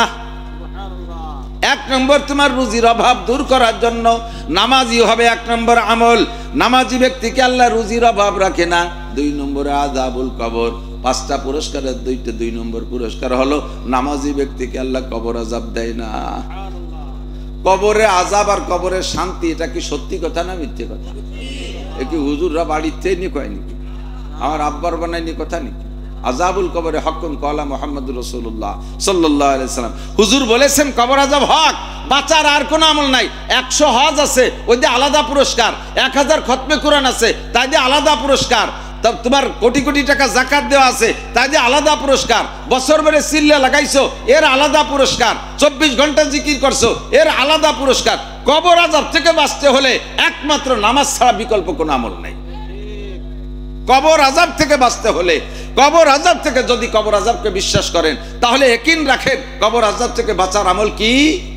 একটু মুখে বলবেন, কিয়ামতে যাতে অস্বীকার করতে না পারেন আর আমাকে বার দোষারোপ না করতে পারেন, এই জন্য মাঝে মাঝে মস্ক করাই। আপনারা কিয়ামতে ধরবে যে এই কবর আযাবের, কবরে গেলেই ধরবে এই কবর আযাব হচ্ছে, তুই শুনিস নাই কোনোদিন, হুজুরটা কই নেই যে কবর আযাব থেকে বাঁচতে হলে নামাজ লাগবে। সে সময় কি করবেন জানেন? আরে এই হুজুর খেলে দুনিয়ার ভাও গল্প সল্প করি ডৌডৌরি কাটায় গেছে। আল্লাহ চেনো না তুমি আমি কত ভালো মানুষ। যদি হুজুররা খালি নামাজের কথা একটু টাইট করে কত, তাহলে কি আমি নামাজ না পড়ি ছাড়ি? আমি কত ভালো মানুষ জানো না? ফেরেশতারা কত তোমার সুফা খসা গেল। তুই ওই জায়গায় নামাজের কথা, নামাজে কবর আযাব থেকে বাঁচায়, এই কথা তুই নিজে মস্ক করছিস। বিশ্বাস না? ইকরা কিতাবাকা, তোর কিতাব খান খুলে দেখ, দেখ তোর কিতাব খুলে দেখ। কাফা বিনাফসিকাল ইয়াওমা আলাইকা হাসিবা, আজকে হিসাবের জন্য তোর আমলনামায় যথেষ্ট, সব আমলনামায় লেখা আছে। জোরে বলেন আছে না নাই? আমলনামা খুঁজে বের করতে আপনার কোনো স্টিলের আলমারি খোঁজা লাগবে না, দুনিয়ার কোনো কিরানিয়ার মোহরি লাগবে না। আল্লাহ পাক বলেন ওয়া কুল্লু ইনসানিন আলজামনাহু তাইরাহু ফি উনুকি ওয়া নুখরিজু লাহু ইয়াওমাল কিয়ামাতি কিতাবান ইয়ালকাহু মানসুরা। যার যার আমলনামা তার তার গলায় ওই মরণের সময় ঝুলাই দিয়ে ফেরেশতা রিটার্ন করে চলে যাবে। রব্বুল আলামিন এই আমলনামা কি করব? কয় যাত্রা তার গলায় ঝুলাই দিয়ায়, আলাদা এক জায়গায় রাখি। কয় না, ওর মধ্যে গন্ধ করছে, কুইয়ে গন্ধ, ওর গলায় থুইয়ায়। সুদিয়ে গন্ধ, ঘুষিয়ে গন্ধ, জিনার গন্ধ, ব্যভিচারের গন্ধ, আইল ঠেলা গন্ধ, জাল দলিল করা গন্ধ, মিথ্যে সাক্ষী, মিথ্যে মামলা করা গন্ধ। বাংলাদেশের চৌকা লাগে টাকা গুড়োই গুছায় বস্তা ভরে নিয়ে কানাডারে ঢেলি দিছে, এতে গন্ধ। কানাডা চেনেন না? দেশের নাম কানাডা। বাংলাদেশের চৌকালারা টাকা পায়নি, সব টাকা চলে গেছে কানাডার কাছে। এতে একটা গন্ধ হয় না?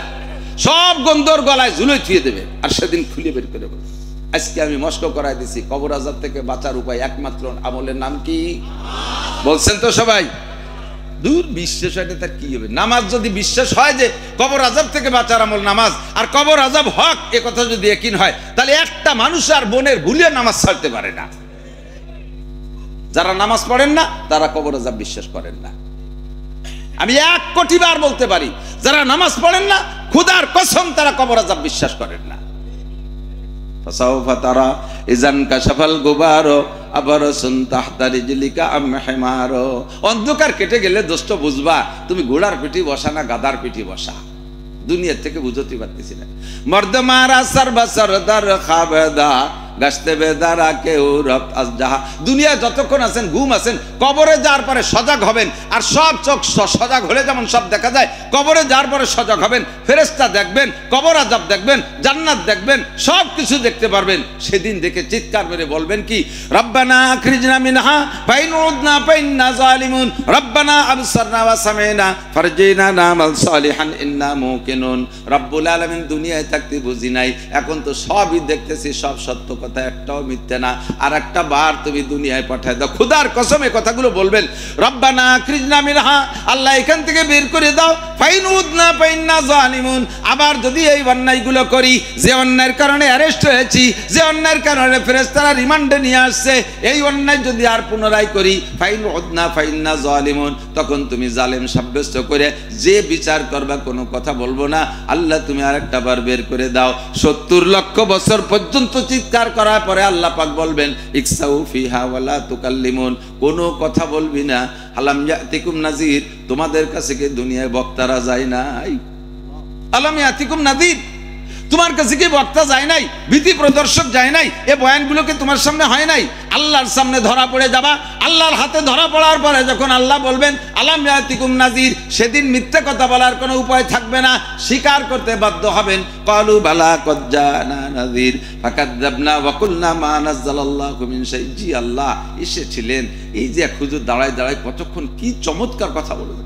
নামাজের কথা বলার সময় যুবকদের, সেও যুবক মানুষ, যুবকদের নামাজের জন্য দাওয়াত দিয়েছে, সে কেঁদেই ফেলছে। এরপরে আমাদের পুরন পরিচিত বুড়ো মৌলানা নাসির সাহেব, সেও কতভাবে চিৎকার করে বলেছিল, কিন্তু ফাকাযাবনা ওয়া কুলনা মা নাযালাল্লাহু মিন শাই, এ কথাকে সত্য বলে মানতে পারি নাই, বুঝে আসে নাই যে সত্যি নামাজের কারণ, নামাজ না পড়ার কারণে এই শাস্তি, আর পড়তে পারলে পড়া থাকলে এই প্রতিদান। এ কথাটা সেদিন বিশ্বাস হয় নাই। আর একটা বার তুমি বের করে দাও, আর কোনোদিন ভুল করব না। আল্লাহ পাক বলবেন কাল্লা, আর কখনো হবে না। ইকসাউ ফিহা ওয়ালা তুকাল্লিমুন, পড়ে থাক, আমার সাথে কোনো কথাই বলবি না। উপায় নাই। কবর আযাব থেকে বাঁচতে হলে তাহলে 2 নম্বর কি বলেন, আমাদের 5টা পুরস্কারের ভিতরে 2 নম্বর পুরস্কার কবর আযাব থেকে মাপ। 3 নম্বর পুরস্কার হলো ইউতিহিল্লাহু কিতাবাহু বিয়ামিনিহি। এ ভাই ভালো করে মনে রাখেন, কিয়ামতের ময়দানে ডাইন হাতে আমলনামা ছাড়া কোনো উপায় হবে? বিশ্বাস হয়? ডান হাতে আমলনামা পাওয়ার জন্য আপনার 100 হজ যদি থাকে, ডান হাতে আমলনামা পাবেন না। 1000 খালি কুমরা আছে, তাও ডান হাতে আমলনামা পাবেন না। লাখখানি খতমে কোরআন আছে, তাও ডান হাতে আমলনামা পাবেন না। আপনি কোটি কোটি টাকা মাদ্রাসা মসজিদ করে দিয়েছেন, তাও ডান হাতে আমলনামা পাবেন না। ডান হাতে আমলনামা পার আমলের নাম হলো নামাজ। নবী পাক বলেন, কিয়ামতে ডাইন হাতে আমলনামা পাইতে হলে লাগবে নামাজ। আপনি কবেন, মনে মনে ভাবতেছেন বাম হাতটাকে পকেটের মধ্যে থুয়ে দেবো, আমলনামা আসলেও ধরবো না। তোমার ধরা লাগবে না দুদু, আত্রে মুড়াইয়া উল্টো পাশে ঘুরাইয়া বুকের মধ্যে দিয়ে ঢুকাইয়া ওই পাশে বাম হাত বের করে ওই দেন দিয়ে তোমার দেওয়া হবে আমলনামা। নিবানা যাবা কোথায়? ফাইনাল মাফার, কোথায় যাবা? যাওয়ার জায়গা আছে? ইন্টারনেটে দাবর দিলে দেশের সরকার চলে গেলে ইন্ডিয়া পাকিস্তান বিভিন্ন জায়গায় যে যারা থাকতেছে আমাকেও যদি আরো আপদ বিপদ আসে সরি চলে গেলাম, কিন্তু ওই মাঠেতে তো সেরিজার কায়দা নাই। আছে কোনো জায়গা নাই। কাজী ডাইন হাতে যার আমলনামা আসবে সেই পার পাবে। এবার ডাইন হাতে আমলনামা মানে জান্নাতের সার্টিফিকেট। বলেন আল্লাহু আকবার। পাইতে হলে লাগবে কি? জোর হলো না? 5 ওয়াক্ত নামাজ। নামাজ মানে কি? মাঝে মাঝে 1 ওয়াক্ত। 5 ওয়াক্ত নামাজ মানে কি? 2 দিন নামাজ খালি? 5 ওয়াক্ত নামাজ, 5 সালাওয়াত, 3 তারা জানাল্লাহ 5 ওয়াক্ত নামাজ। 3 নম্বর পুরস্কার। 4 নম্বর পুরস্কার, ডান হাতে আমলনামা পাইয়া এবার আপনি বলবেন, ও ফেরেশতারা জান্নাত কোন দিক দেখায় দাও। এবার ফেরেশতারা বলবে, এই দিক দিয়ে জান্নাত।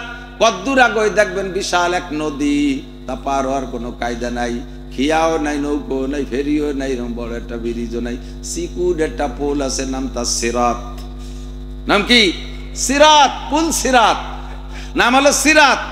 বলতেও যেমন লাগতেছে, বাস্তবে এরকম। 30,000 বছরের পথ। 30,000 বছর মানে কয় বছর? 30,000 মানে 2 বছর। 30,000 মানে 30,000। উঠতে এভাবে 10,000 বছর উঠতে হবে। সমতলে 10,000 বছরের পথ চলতে হবে। নামতে হবে আর 10,000 বছরের পথ। আমাদের দেশে মাঝে মাঝে বাঁশের শাখো দেয় না, চার দেয় না খালের উপরে। যদি নিচের পাততলের বাঁশখান একটু দুর্বল হয়, তাহলে দেখা যায় উপরে ধরার খান কেমন আছে, তলের খান ভেঙে গেলে ওই ঝুলতে ঝুলতে ভাসে চলে। এই বুলসিরাতের এই জায়গা যাইয়ে দিয়েছে, দন্নার বাসটা নাই আর নিচের ডাজা, তার মধ্যে পাও দেওয়া যায় না। চুলের চাইতে চিকুর আর হীরার চাইতে দাঁড়, ওরবার পাও দিলেই কাঠি বুড়ে যাবে। বয়তে আমলনামা যদিও ডাইনাতে আছে, আবার ফেরেশতারা কইছে এই গাং পার হয়ে উপার যাইও, ওই পদ্মা পার হয়ে মাওয়াইদে যাওয়ার আড়ি সাইডে যাও, উপার না গেলে ঢাকা যাওয়া যাবে না। এই জান্নাতে নদীর উপার পার হবো কিভাবে? ভয়তে আমলনামা ধরে চুপ করে বসে পড়ছে। আল্লাহ তাহলে আর আমাকে কপালে বেচতে নাই, ডাইনাতে আমলনামা পাইছি, এই জায়গা বেশি কিনে তুই একদিন ছেড়ে যেতে হবে না। সব বন্ধুরে বসে এমন কয় যে বসে থাকলে তো কাজ হবে না, জাতি তো আবার হবেই। কিভাবে? চোখ খুলে দেখা যায় ওই পাশে চলে গেছে, কোন ফাঁকে তার টেরও পাবেন না। চোখ খুলেই দেখবেন যে আপনি ওই পাশে। এর নাম হলো ইয়ামুরু আলা সিরাতিল বারক। বিদ্যুৎ গতিতে পার হবেন। পুল সিরাত পার হওয়ার জন্য 100 হজে কাজ হবে না, 1000 খানি উমরায় কাজ হবে না, লক্ষ কোটি টাকা দান করলে পুল সিরাত পার হওয়ার কোনো উপায় নাই। পুল সিরাত পার হওয়ার একমাত্র আমলের নাম হলো মস্ক হয়েছে ভালো করে। তাহলে যদি বেহেশতে যাইতে হয়, ডান হাতে আমলনামা পাইতে হয়, কবর আযাব থেকে নাজাত পাইতে হয়, তাহলে নামাজ লাগবে। যদি কের এই সব জায়গা যাইতে না হয় আর এই পুরস্কার পাওয়ার দরকার না হয়, আমরা আমলিগির লোক, আমাদের ওগুলো টেনশন নেই, আমরা বিএনপির লোক, আমাদের তো কোনো চিন্তাই নেই, হয়তো আমরা নির্বাচনের আগেই আমরা জিতে গেছি। এরপরে আর কোনো 3 নম্বর সমস্যা নেই, আমরা এনসিপির লোক। এনসিপি একটা মহাসিপি হয়েছে, এর আলাদা একটা আহ্লাদ হয়েছে। কোনো আহ্লাদে কাম হবে না, ও জায়গায় একখান কার্ড লাগবে। এনসিপির কার্ডেও হবে না, আমলিগির কার্ডেও হবে না, জামাত ইসলামের কার্ডেও হবে না, বিএনপির কার্ড দেখালেও কাজ হবে না। আরে কোনো কার্ডে কাজ হবে না, একটা কার্ড লাগবে, সেই কার্ডের নাম হলো ডাইন হাতে আমলনামা। ইমানের কার্ড লাগবে, ঠিক কিনা? নামাজের কার্ড লাগবে। এইখানে পুলসিরাত পার উপার যাইয়া এখন বেসতে খুঁজে পাচ্ছে না, ফাঁকা চরের পর বঙ্গোপসাগর বা চরের পর ছাড়িয়ে দিয়েছে, বেসতে কোন দিক তালাশ করে পাচ্ছে না। এমন কোনো বিপদ না, ডাইরেক্ট ইয়াদখুলুল জান্নাতা বিগৈরি হিসাব। এই সমস্ত মানুষের কোনো হিসাব হবে না, মিজানের তালি পাল্লায় দাঁড় হওয়া লাগবে না, বিনা হিসাবে জান্নাতি, বিনা হিসাবে জান্নাতি। বলবেন না সুবহানাল্লাহ? আল্লাহু আকবার। সাল্লু বিল লাইলি ওয়ান নাসু নিয়াম। রাতের বেলা ডাকবেন আল্লাহর কাছে, মুনাজাত করবেন, আল্লাহ গুনাহে বেআদদ রাবারে বাস্তাম গুনাহে বে আদদ আবার বসতাম, হাজারাবার তওবা শিকস্তাম। ইলাহি গর কে দরিয়ায়ে গুনাহম, তুমি দানি খুদ হস্তি গওয়াহম। জমানদারাদ সাগে নসরানিয়ার কে হাস্ত। আরে গুনাহ দূর, একজন মানুষের নিজেকে নিজে আমি অপরাধী মনে করি না। প্রত্যেকটা মানুষের স্বভাব, আমি কোনো গুনাই করি না। ও গুনাহ তো করে মাঝি কাকা, গুনাহ করে লালটু, গুনাহ করে বল্টু, উনি সাত দোয়াতে তলিরাটি কয় যে ওরকম আকাম আমরা করি না, নামাজ না পড়লি কি ওরকম আকাম আমরা করি না। হয়তো বেশি বেশি একটু সুদ খাই, সুযোগ পাইলে একটু ঘুষ খাই, মাঝে মাঝে একটু সপ্তাহে 2 বার, তেমন আকাম করি না। বাদ দিলে কি, বাদ যা দিলে কি, আবার তুমি নিজে সাত দোয়াতে তলিরাটি। আল্লাহু আকবার। নিজেকে নিজে গুনাহগার মনে। কাসেম নানুতুবি রহমাতুল্লাহ আলাইহি আমাদের এশিয়া মহাদেশের ভিতরে সবচেয়ে প্রবীণ, সবচেয়ে বড় কওমি মাদ্রাসা দারুল উলুম দেওবান প্রতিষ্ঠাতা কাসেম নানুতুবি রহমাতুল্লাহ আলাইহি। উনি একদিন মুনাজাতের ভিতরে কাঁদতেছে কইয়া, রাস্তায় একটা কুত্তো দেখিয়া, কুত্তরে দেখে বলতেছে জেমানদারাদ সাগে নাসরানিয়া। আর ওই কুত্তটা ছিল এক নাসারা খ্রিস্টানের কুত্তো। উনি নিজেরে নিজে ধিক্কার দিছে, এ কাসেম তুমি অনেক কিছু নাও, জেমানদারাদ সাগে নাসরানিয়ার কে হাস্তুবে গুনাহ মান গুনাহগার। আমি ওই নাসারার কুত্তর সে খারাপ। শুনলে আজীব হবেন, কে বলতেছে? কাসেম নানুতুবি। কাসেম নানুতুবি কে? আহমদ শফি সাহেবের উস্তাদ হুসাইন আহমদ মাদানী। হুসাইন আহমদ মাদানী রহমাতুল্লাহ আলাইহির উস্তাদ মাহমুদুল হাসান দেওবন্দি। মাহমুদুল হাসান দেওবন্দির উস্তাদ কাসেম নানুতুবি। আশরাফ আলী থানবী, তারপরে ইলিয়াস রহমাতুল্লাহ আলাইহি, জাকারিয়া রহমাতুল্লাহ আলাইহি, এর কয়জনের নাম? হাজার হাজার লক্ষ লক্ষ এরকম বিশ্ববিখ্যাত হক্কানি উলামায়ে কেরামের গুড়ার মুরব্বির নাম কাসেম নানুতুবি রহমাতুল্লাহ আলাইহি। যিনি রাতের বেলা স্বপ্ন দেখছে রাসূলুল্লাহ সাল্লাল্লাহু আলাইহি ওয়াসাল্লাম ওনাকে লাঠি দিয়ে দাগ দিয়ে দেখাই দিয়েছে, এইটুকুর মধ্যে মাদ্রাসা করো। সকালবেলা উঠে দেখে যে সেই জায়গায় দাগ পড়ে রয়েছে। এই মানুষটা নিজেরে নিজে কয়, কাসেম তুমি কে জানো? তোমাকে দেখে ওই নাসারার কুত্তরাও ঘৃণা করে, কারণ ওই নাসারার কুত্তদের কোনো আমল নামা নাই, তার মধ্যে একটা সগীরে কবিরে লেখা নাই, আর তোমার আমল নামার মধ্যে সগীরে কবিরে সব লেখা রয়েছে। কাজেই তুমি নাসারার কুত্তর চাইতে ভালো খারাপ। এই কথা যদি কাসেম নানুতুবি কয়, তাহলে আমার কি কওয়া উচিত কন্ত দেখি? আমি কি গুনাহ করি নাই? হুজুর বলেন সাল্লু বিল্লাইলি ওয়ান নাস নিয়াম। হে নারী আর পুরুষ মক্কি মাদানী, হে মুহাজিরিন আর আনসার, তোমরা রাতের বেলা উঠে আল্লাহর কাছে কান্নাকাটি করো। উদউ রাব্বাকুম তাদাররুয়া খুফিয়া, গোপনে গোপনে একা একা নির্জনে মালিকের সাথে যোগাযোগ করো। আরামের শান্তির বিছানায় ছেড়ে দাও। তাতাজাফা জুনুবুহুম আনিল মাদাজি ইয়াদউনা রাব্বাহুম খাওফান ওয়া তামা। মুমিন আর খাস আল্লাহওয়ালা বান্দাদের আলামত হলো শান্তির বিছানাকে লাথি মেরে ফেলে দিয়ে শেষ রাত্রে উঠে 2 রাকাত নামাজ পড়ে মালিকের সাথে একটু যোগাযোগ করে এই কামগুলো করো। অন্য হাদিসের মধ্যে আছে হুজুর আরেকটা কথা বলেছেন, ওয়াসিলুল আরহাম। ওয়াসিলুল আরহাম, ব্যক্তিত্ব বন্ধন ঠিক রাখো। এই খেয়াল করেন এদিকে খেয়াল করেন। হুজুর বলেন সিলমান কথা আকা ওয়া আবু আম্মান জালামাকা ওয়া আতিমান।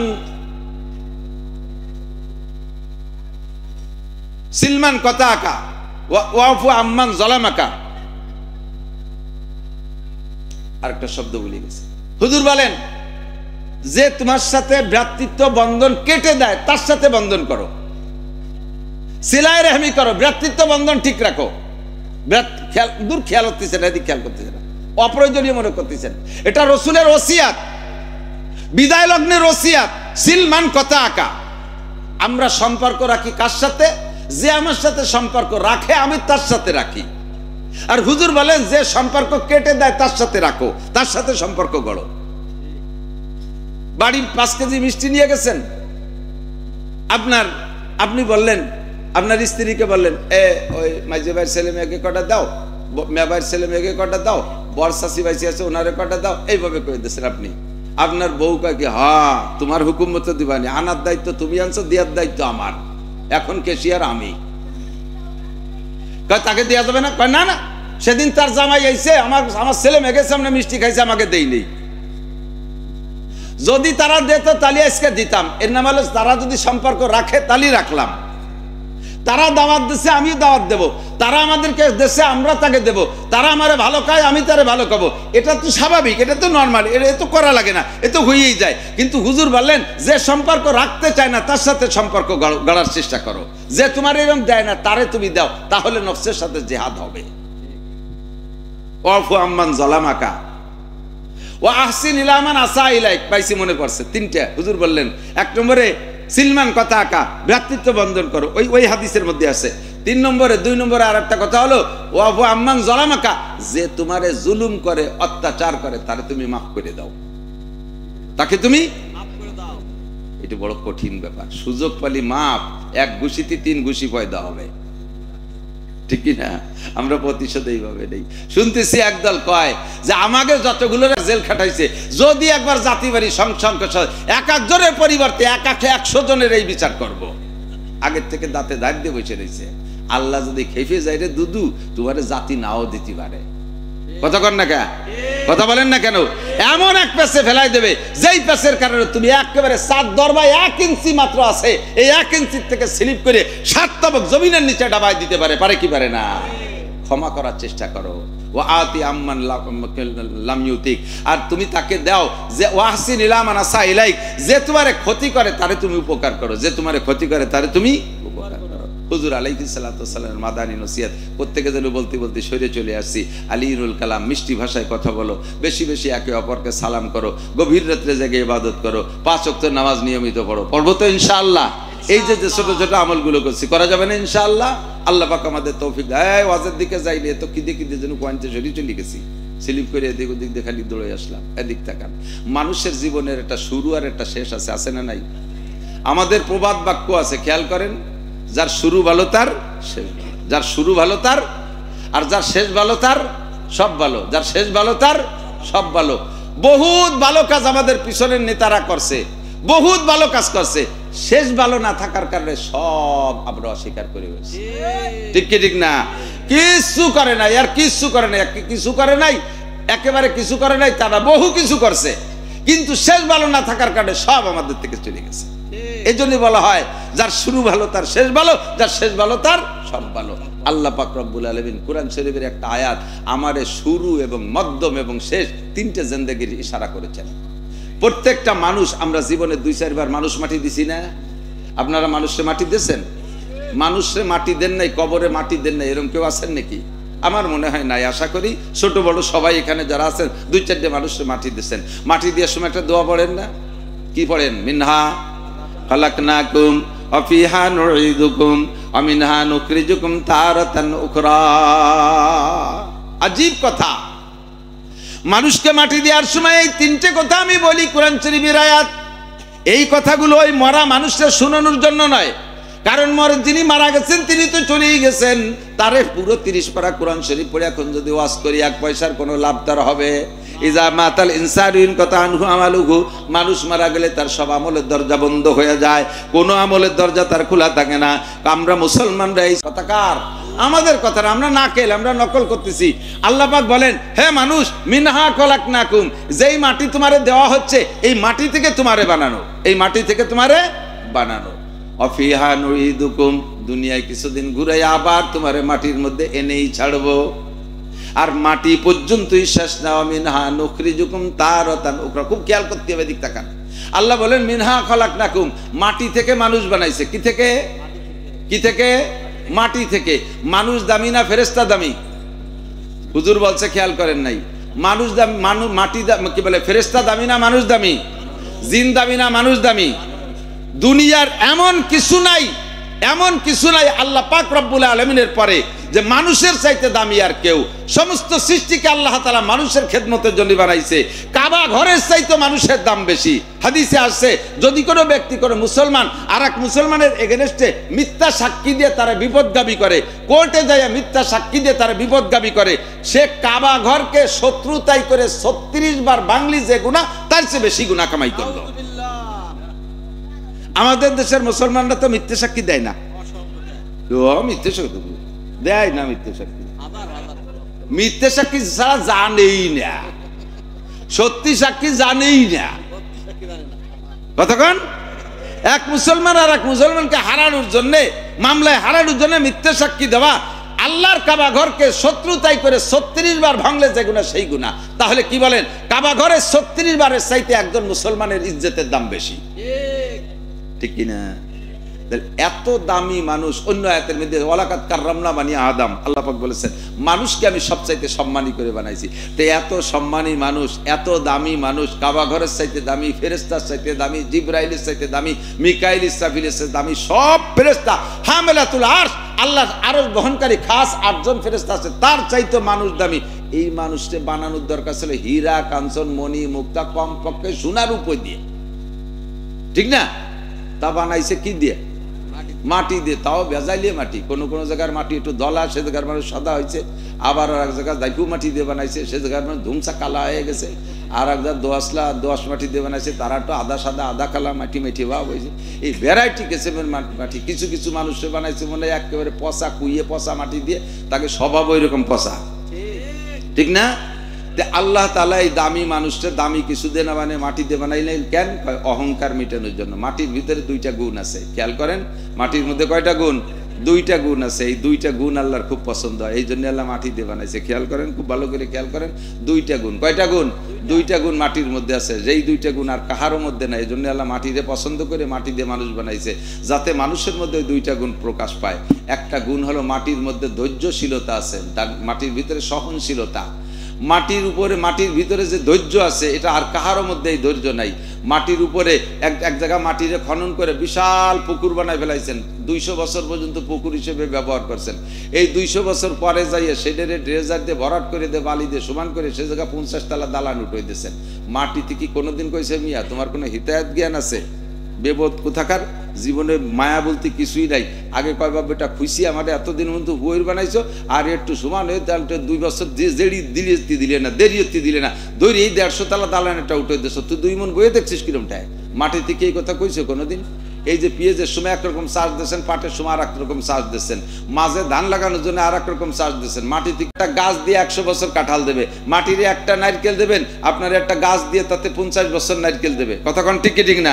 ওরে যা দেবেন তার ভিতরে ফলায়। একটা ধান দেবেন, 7টা গাছ দেবে। ফিকুল্লি সুম্বুলাতি মিয়াতু হাব্বা, প্রত্যেক গাছের মাথায় 100 করে ধান দেবে। একটা ধান দিলে মাটিতে 700 ধান দেয়। এই আমানতদারি মাটির মধ্যে আছে। আর আগুনের ভিতরে সম্পূর্ণ বিপরীত। কথা বলেন, আগুনের ভিতরে একটা ধান দিলে 500 ধান হয়, যেটা দেবে সেটারও পুরো ছাই বানায় ফেলায় দেয়, ঠিক না? মাটির আগুনের ভিতরে নম্রতা আছে, অহংকার এখানে ছাড়িয়ে দিলেও নিচের দিক যায় না, উপর দিক যায়, ঠিক না? আগুনের ভিতরে অহংকার। জিনকে বানাইছে, শয়তানকে বানাইছে আগুন দিয়ে, তার ভিতরে খেয়ানো, তার অহংকার আছে।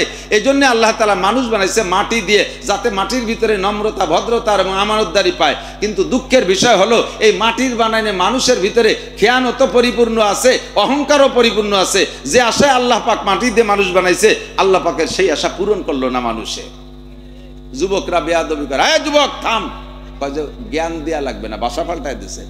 আগে তো আমাদের, আমরা যখন ছোট ছিলাম, মুরব্বীরা ধমক দিলি ভয়তে কোন দিক দিয়ে কিটা কোন দিক দৌড়বে তার ঠিক ছিল না। মুরব্বীরা কথা কন না কেন, একটু কাছের কড়ি একটু মাইটিয়ে কড়ি খেলতেন, মনে আছে? যদি বড় কাকা মাঝে কাকা আসতো, ওরে বাবা পার শব্দ শুয়ে ফেন কুলিয়ে তুইয়ে স্যান্ডেলের তো ছেলেই না, বাগান ছিঁড়ে 3 মাইল দৌড়তাম, 2 দিনের মধ্যে বাড়ি যেতাম না। এই ছিল আগেরই অবস্থা। আর এখন ছেলে আর বাপে একসাথে মার্বেল খেলে। আগে পোলাপান যখন একটু বিড়ি সিগারেট খাওয়ার শুরু করতো, যখন মানে সবক নেছে, প্রথম একটু বিড়ি খাওয়া সবক নেছে এর কাছে, তখন একটু পলায় খাইতো। মুরব্বীকে দেখলি পারা মুটির মধ্যে এরকম পেঁচাই এভাবে কি দেখি আর টের পাতো না, কোন জায়গা ফেলাইছে তা আল্লাহ ছাড়া কেউ জানে না, ঠিক না? আর এখন সেই ছেলে পেলে কেমন হয়েছে, বাপরে কয় আব্বা সিগারেট আছে নাকি? সুবহানাল্লাহ, কথা কর না কেন? এ চলছে কি চলছে না? কথা বলেন। দাঁড়িয়ে খাড়িয়ে পেশাব করতেছে যুবক, যুবক বসে পেশাব করো, যার যার পেশাব সেই করেন, আপনি আমার জ্ঞান দেন নাকি? বলে কি বলে না? শেখ সাদি রহমাতুল্লাহ আলাইহি বলেন, না শায়দ বনিয়াদ মে খাকে জাদ কেদার সর কুনাদ কে বেরতুন দিও বাদ তুরাবা চুনি তুন দিও সরকাশি না পেন্দা রামাজ খা কিয়া জাতেশি।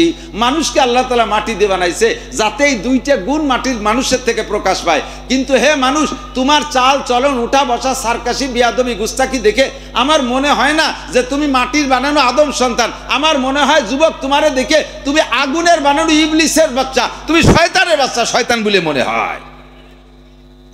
কথা বললে নিষেধ করলে আরো লাভ দিয়ে ওঠে। বসে পেশাব করতে গেলে দাঁড়ায় পেশাব করে, দাঁড়ায় পেশাব করতে যে বসতে গেলে ফিরে ঘুরিয়ে আপনার দিক ফিরে দাঁড়াবে, আর এক বিপদ। ঠিক কি ঠিক না? এই জন্য আল্লাহ পাক মাটি থেকে মানুষের বানাইছে যাতে মানুষের মধ্যে অহংকার না থাকে। কি দিয়ে বানাইছে কন্ত? মাটি, ডাইরেক্ট মাটিও না, ওই মাটির ভিতরে ফসল, সেই ফসল খাওয়াইয়া মানুষ নামে একটা মেশিনের ভিতরে দিয়া সেই খাবারে আবার রিফাইন করে তার ভিতরে একটু পচা পানি বানাইছে। সেই পচা পানির নাম মিন নুতফা, তাকে বলা হয় নুতফা। আল্লাহকে মিন নুতফা, লাস্টে মাটি দিয়ে সরাসরি যদি আইডে পুতুলির মতো বানাই দিতাম তাও একটা শান ছিল। তোমারে সেই মাটির ভিতরতে ফসল বানাইয়া, ফসলের থেকে ফসলের খাবার বানাইয়া তোমার আব্বা আমার পেটের মধ্যে দিয়া সেই জায়গা থেকে সেই খাদ্যকে আবার রিফাইন করে একটু বীর্য বানাইছি। এমন নাপাক পানি যা শরীরের থেকে বেরোয় গেলে আউলাকে সারাগা নাপাক হয়ে যায়, এমন পচা পানি দিয়ে তোমারে বানাইছি। তোমার এত অহংকার আসে কোত্থেকে? মিনহা খলাকনা, হিসাব করছেন কি দিয়ে বানাইছি? আমার অহংকার আসে কোত্থেকে? এরপরে আল্লাহ পাক বলেন বানাইছি, কিন্তু তুমি মনে করে না যে দুনিয়ার জিন্দেগি শেষ। অফিহা নুইদুকুম, অফিহা নুইদুকুম। খেয়াল করেন আয়াতের তর্জমা, আল্লাহ পাক বলেন নাই যে অফিহা তাউদুন, তোমরা মাটির মধ্যে আবার ফিরে আসবা, এ কথা বলে নাই। যদি বলতো যে বান্দা তো মেলা মানুষ বানায় ফেলাইছি, সেই আমেরিকা থেকে নিয়ে জাপান পর্যন্ত কিরা কোন জায়গা সবাই বড়াই গেছে, আমি তো তালাশ করে পাচ্ছি না, খুঁজে পাচ্ছি না, তোরা একটু মাটির তলে ফিরিয়ে আয়, তাহলে একটাও যেতাম।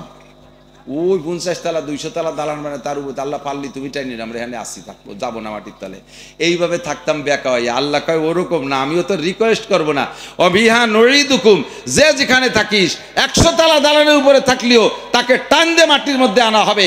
গাছের উপরে উঠিস মাটির নিচে আনা হবে, বিমানে চড়ে থাকিস মাটির মধ্যে আনবো, চাঁদের দেশে চলে যাস মাটির মধ্যে আনবো, মঙ্গল গ্রহে চলে যাস মাটির মধ্যে আনবো। অফিহা নুইদুকুম, আমি তোমাদের অনুরোধ করে আসতে বলবো না, আমি মাটির মধ্যে এনেই ছাড়বো। প্রমাণ, রাজা বলেন, বাদশাহ বলেন, যা এমপি বলেন, মন্ত্রী বলেন, ডিসি বলেন, এসপি বলেন, সচিব বলেন, মহাসচিব বলেন, শিল্পপতি বলেন, কোটিপতি বলেন, কেউকে তার দালানে আল্লাহ থাকতে দেয় নাই, সবাইকে কান ধরে মাটির নিচে নিয়ে ছাড়ছে। আমিন হ্যাঁ অফিহা নুইদুকুম। এরপরে কয় আইসি মাটির তলে, যেহেতু আর তো বাইসে গেলাম, আর কোনো ঝামেলা নাই। আল্লাহ কয় অমিনহা নুখরিজুকুম, সেদিন সে জায়গা আল্লাহ তাআলা বলেন নাই অমিনহা তাখরুজুন, তোমরা মাটির থেকে বেরোয় আসবা। হাসরের মাঠে আল্লাহ ডাক দিয়ে বলবেন না যে বান্দা কে কোন জায়গা মরছিস, মেলা দিন আগের থেকে মরামরি শুরু করছিস, আমি তো তালাশ করে পাচ্ছি না কে কোন বাগানে আসিস, তোরা একটু উঠিয়ে আইসো না, একটু উঠিয়ে আসো। এইরকম মিঠে কথা দিয়ে আল্লাহ উঠবে না। যদি উঠতি কয় নর্মালি একজনও উঠবে না, কারণ আল্লাহ যদি ডাকে ওখানে ডাইয়ে নিয়ে কেরবেন তা তো ভালোই বুঝিয়ে ফেলাইছে, আকামজা করে মরছি, তাতে উঠলি ফাঁসার চামড়া থাকবে না, এই জন্য কেউ কোনোভাবে উঠবো না, গাঁথি মেরে পড়ে থাকবো। আল্লাহ কয় ওই ওরকম তেলাইয়ে উঠতি কব না, আমি নুখরিজুকুম, বের করে ছাড়বো। কে কোন জায়গা আছিস ওখান থেকে উঠোই ছাড়বো, ঘাস যেমন গজায় ওই রকম গজাবি। অমিনহা নুখরিজুকুম তারাতান উখরা, আর একটা বার তোমাদেরকে উঠোই ছাড়বো। বিশ্বাস হয়? কথাক্ষণ হয়? মোটেই না। এ কথা মজলিসি বলা লাগে তাই বলতেছেন। যদি আল্লাহর সামনে উঠতে হবে এই কথা শতভাগ বিশ্বাস থাকতো, আর উঠে যে যদি ফাঁকা উঠেছে, আল্লাহ উঠেছে, উঠে নিয়ে ছাড়িয়ে দিয়েছে, যা যে যা পারিস করি বেড়া গিয়ে, এরকমও যদি একটা সুযোগ থাকতো তালিয়ে একটা কায়দা ছিল। কিন্তু সে জায়গায় আবার আর একটা কথা আছে, কয়লা রাসূলুল্লাহ সাল্লাল্লাহু আলাইহি সাল্লাম মা লা ইয়াজালু কদামা ইবনে আদম ইয়াউম, এই মজার জায়গা দিক, লা ইয়াজালু কদামা ইবনে আদম ইয়াউমাল কিয়ামাতি হাত্তা ইসালান আরবা। আল্লাহ উঠাইয়া 4টি ইমিগ্রেশনে আটকাবে। কয়টা ইমিগ্রেশন?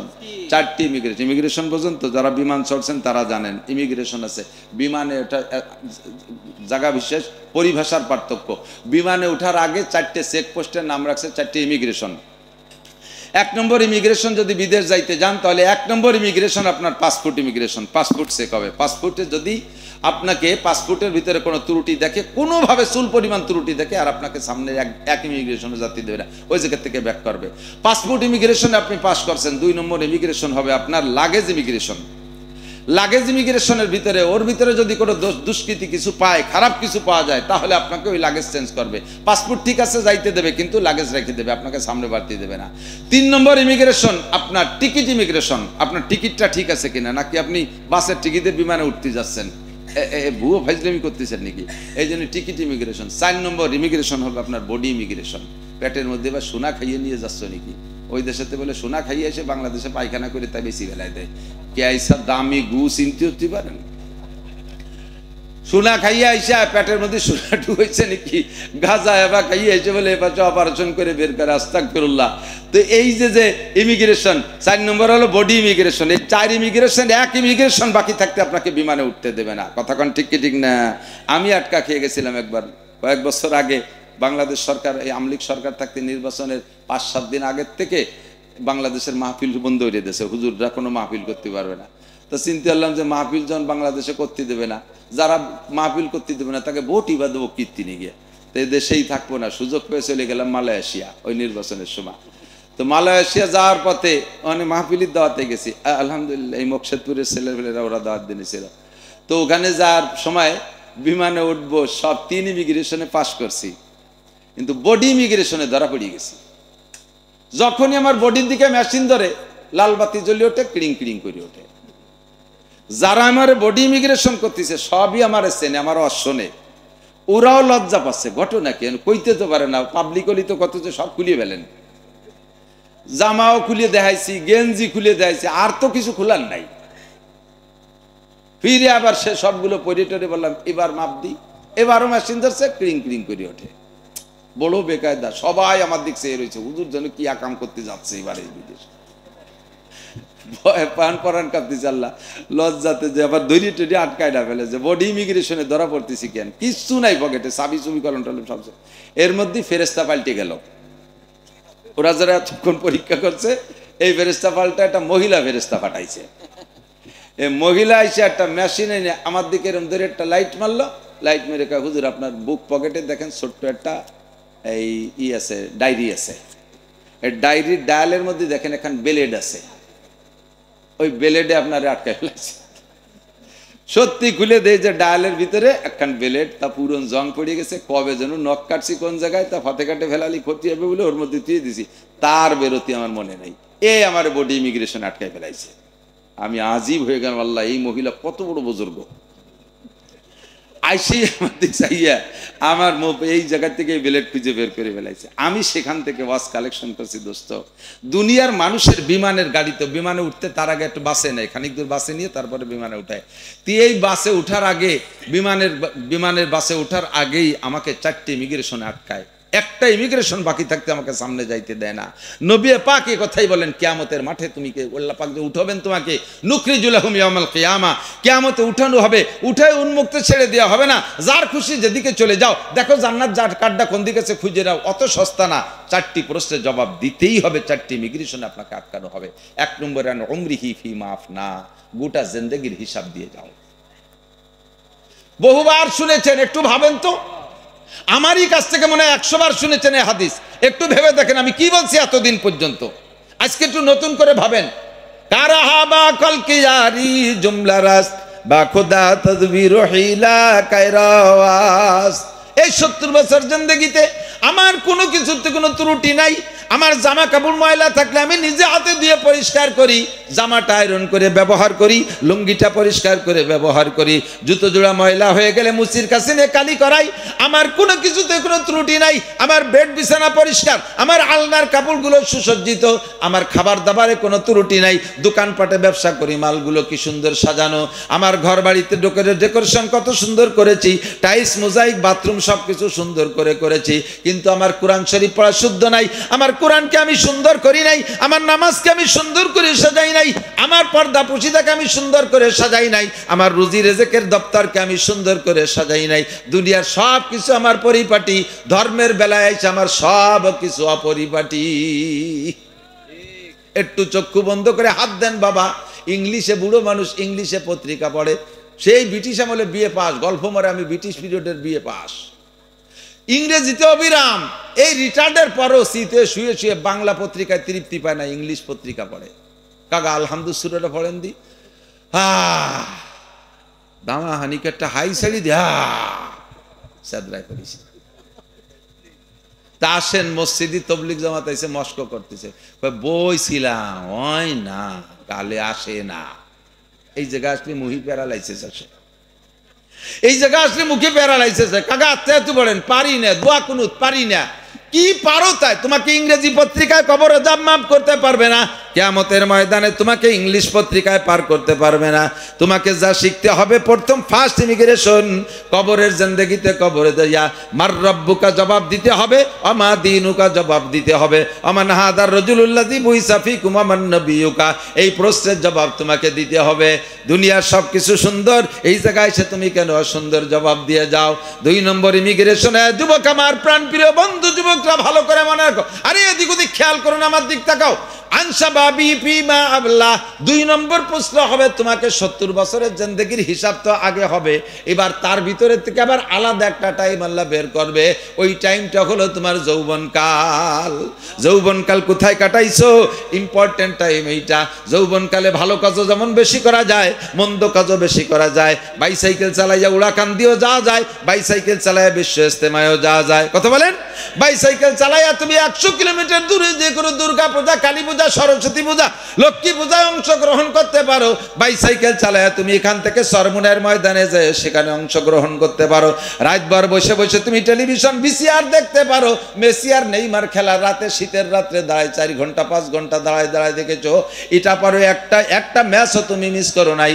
এ কামও যেমন তুমি পারো যৌবনকালে দাঁড়ায় সারা রাত তুমি শীতের রাত্রে তাহাজ্জুদের নামাজও পড়তে পারো। তুমি এই যৌবনকালটা কোন কাজে বেশি লাগাইছো?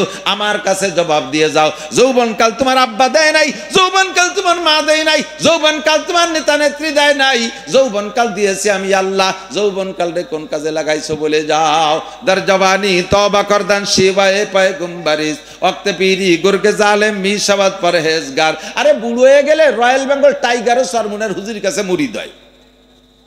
সুন্দরবনের রয়্যাল বেঙ্গল টাইগার বাঘ, সেও বসে বসে আল্লাহ বিল্লি আরে সুবহানাল্লাহ সুবহানাল্লাহ পড়ে। কাকা এত বুজুর্গ হলেন কে?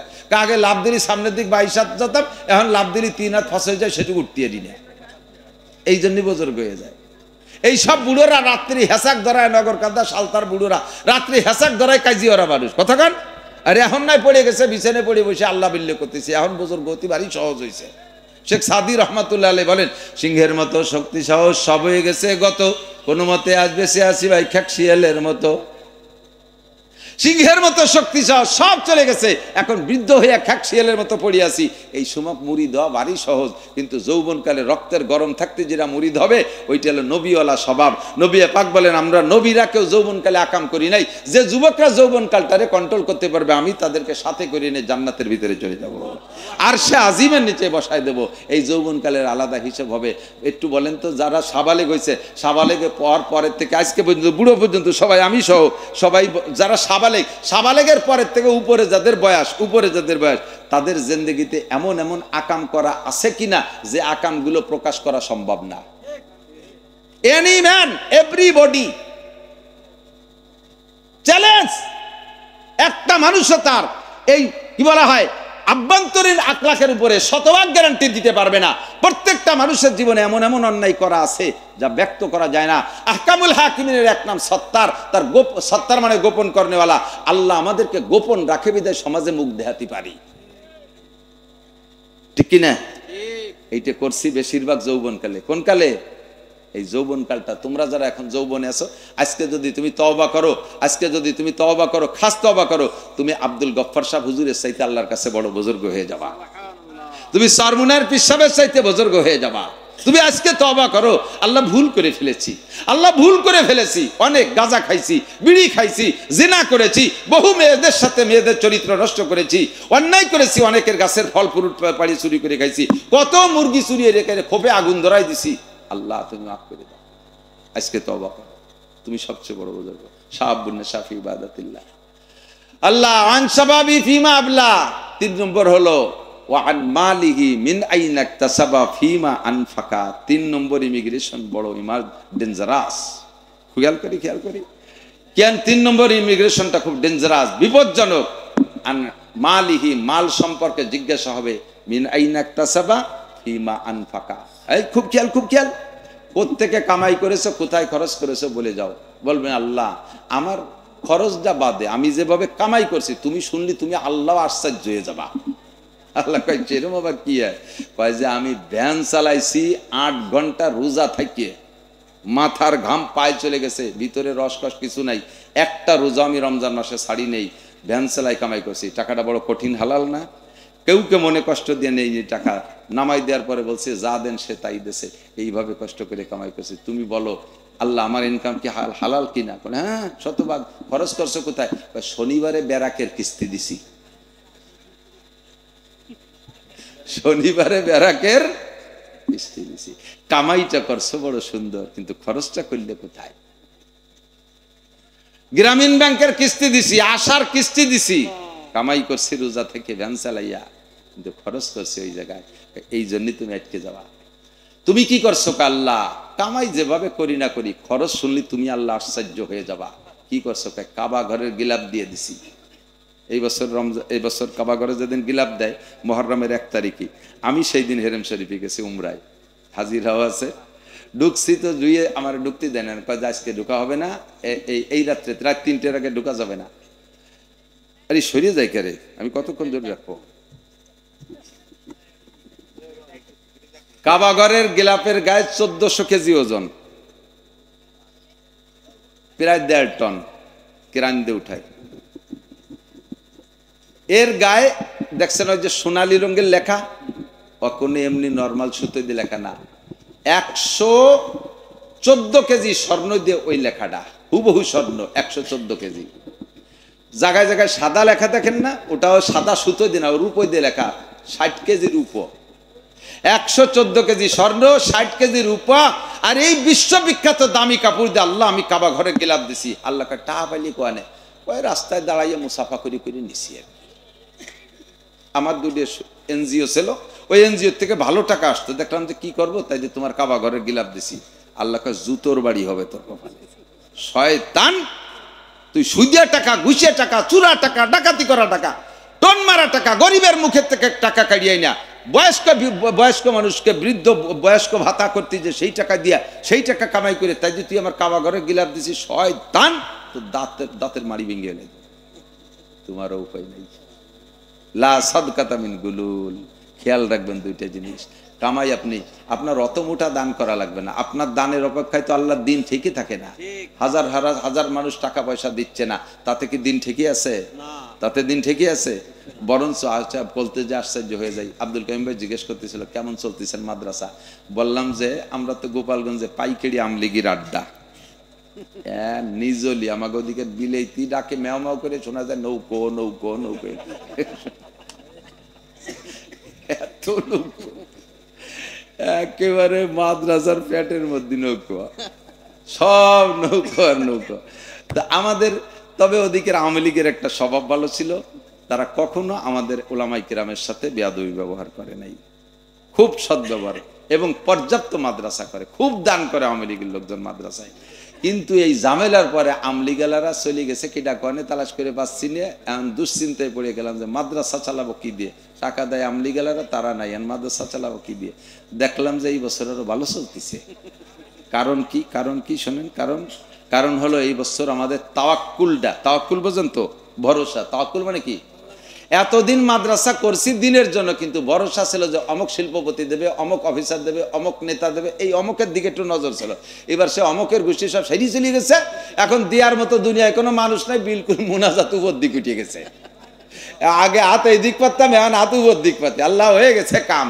আল্লাহ পাক কয় ঠিক আছে, এখন তাওয়াক্কুল কাছাচ্ছে, আমি আল্লাহ পাক রব্বুল আলামিন ব্যবস্থা করব, অফিস সামায় রিজকুকুম, আসমান থেকে রিজিক পাঠাবো।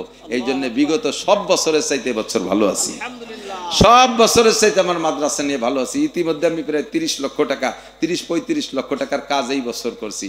যে 35 লক্ষ টাকা যে কোত্থেকে আসে তা আমিও জানি না, এখনো মাদ্রাসা চালু রাখছি। এখন আর কালেকশনের কিছু না, আমি মাদ্রাসায় মসজিদের কাজ হাত দিছি, বলছে কাজ চলতে থাকবে, কাজ চলতে তাহলে থাকবে। আল্লাহ যদি আমারে মাঠে রাখে, 2 পয়সা আল্লাহ দেয়, এই দিয়ে আমি মাদ্রাসার কাজ চালাই নেব, আমি আর কোথাও হাত দেবো না, কালেকশন মালেকশন সব বাদ।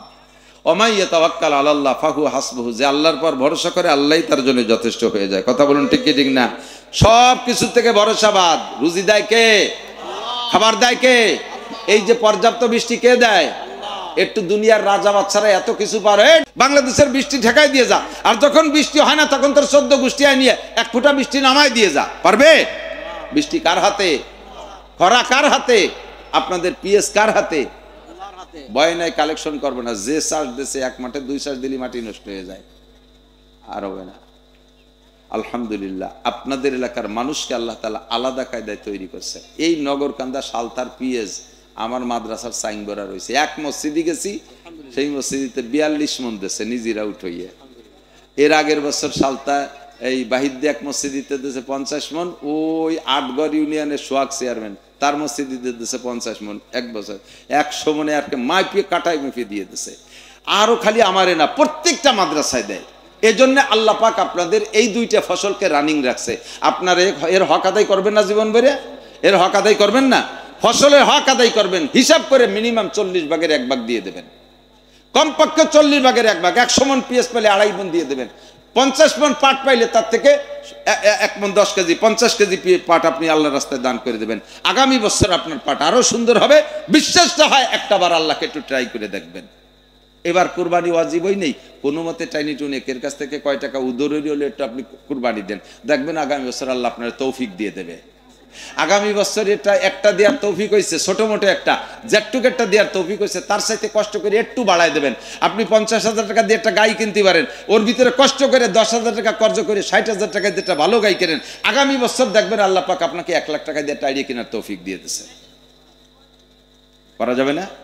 3 নম্বর প্রশ্ন, মালিহি মাল সম্পর্কে মিনাইন আকতাসাবা ফিমা আনফাকা, কোথা থেকে কামাই করছে, কোথায় খরচ করছে, একটু পরিষ্কার করবেন। বাবা আজকে একটু পরিষ্কার করবেন, এখন থেকে একটু খাস তওবা করেন তো, একেবারে খাস তওবা করেন তো মনের থেকে, যে রুজি যেহেতু আল্লাহই দেয়, বানাইছে আমাকে আল্লাহ পাক, আল্লাহ পাক আমার জন্য রিজিকের ব্যবস্থা অবশ্যই রেখেছে। কথা বলেন রেখেছে? আজ রাখছে কি রাখে নাই? আল্লাহ পাক রুজির ব্যবস্থা রেখেছে। তা আল্লাহ কি হারাম রুজি রাখছে না হালাল রুজি? পাক্কা সিদ্ধান্ত নেন, কোন সমিতির থেকে টাকা তুলবো না। পারবেন? এই নিয়ত করতে পারবেন? দেখি কারা কারা।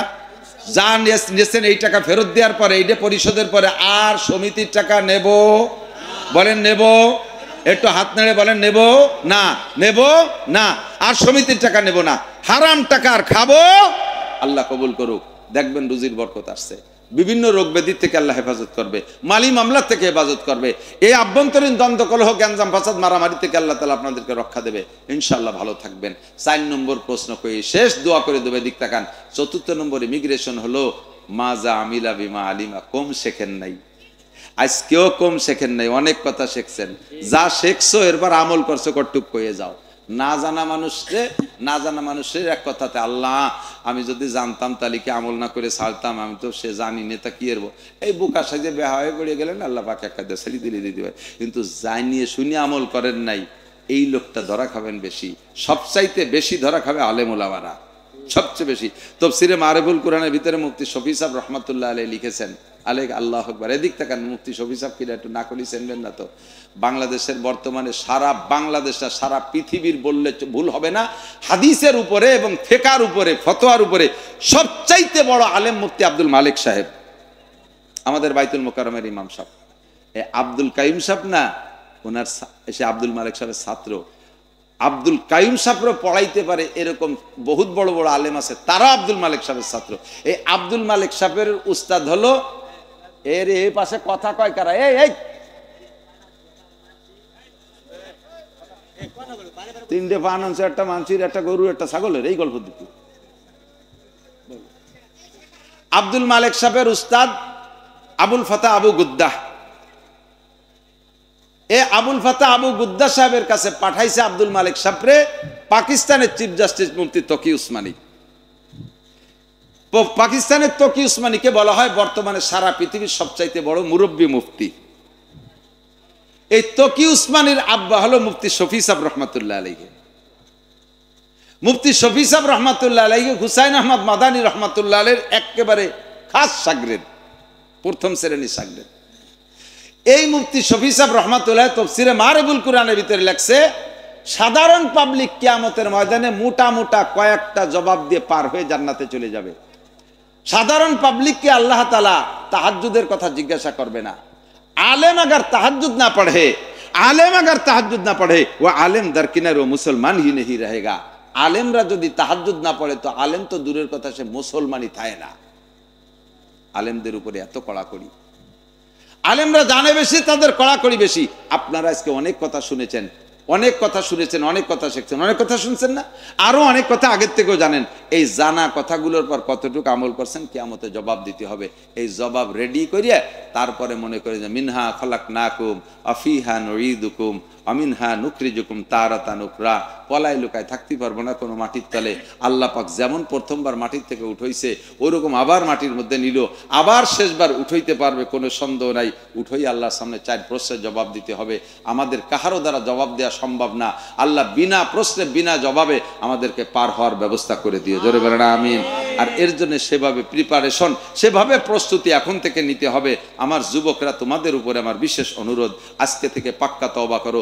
জীবনে কোনোদিন দুর্গা পূজায় যাব, কোনোদিন দুর্গা পূজায় যাবা না। হিন্দুদের কোনো প্রতিষ্ঠান, কোনো প্রোগ্রামেই যাবা না, তারা আসে নাই। আমি কিছুদিন আগে এই মকসেদপুরের ভিতরে ওই কাউনিয়া তারাইল আছে না, কাউনিয়া তারাইল, ওখানে একটা জুমা মসজিদে তার উদ্বোধনীতে আমাকে দাওয়াত দিচ্ছে, আসছি জুমর নামাজে।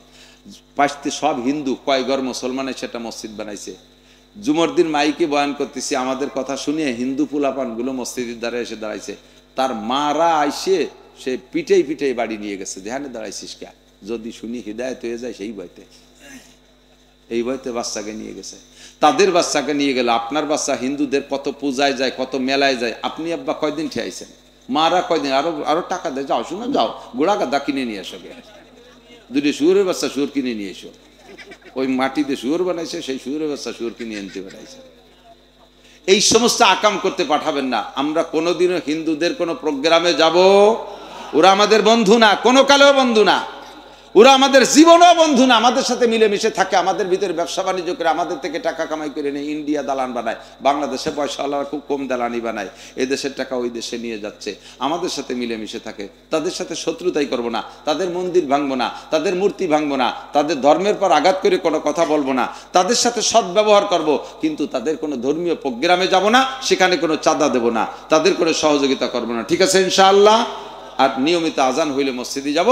আর এই সব কথাগুলোর পর আমল করা সহজ হলো একটা পদ্ধতিতে, তবলিগে 3 দিন 1 চিল্লা 3 চিল্লা সময় লাগাইলে, তবলিগে একটু সময় লাগাইলে, আর আমাদের কাছে আছে আমাদের বড় নিয়ামত, বড় গনিমত নিয়ামত, দূরে যাওয়া লাগে না। আপনারা নগরকান্দাবাসী, আপনাদের জন্য সালতাবাসী, আপনাদের জন্য সবচেয়ে সহজ, প্রত্যেক সপ্তাহে, প্রত্যেক মাসে মুফতি আব্দুল গফফার সাহেব হুজুর দামাত বরকাতুহুর মজলিসে যাবেন, নূর নিয়ে আসবেন। হাজার হাজার আলেমরা যে পাগলের মতো বসে থাকে, বোকার মতো বসে থাকে, পেট ভরে খাবার নিয়ে আসে, একটু যাওয়া যাবে না ইনশাআল্লাহ? আজকে একটু আমরা এখানে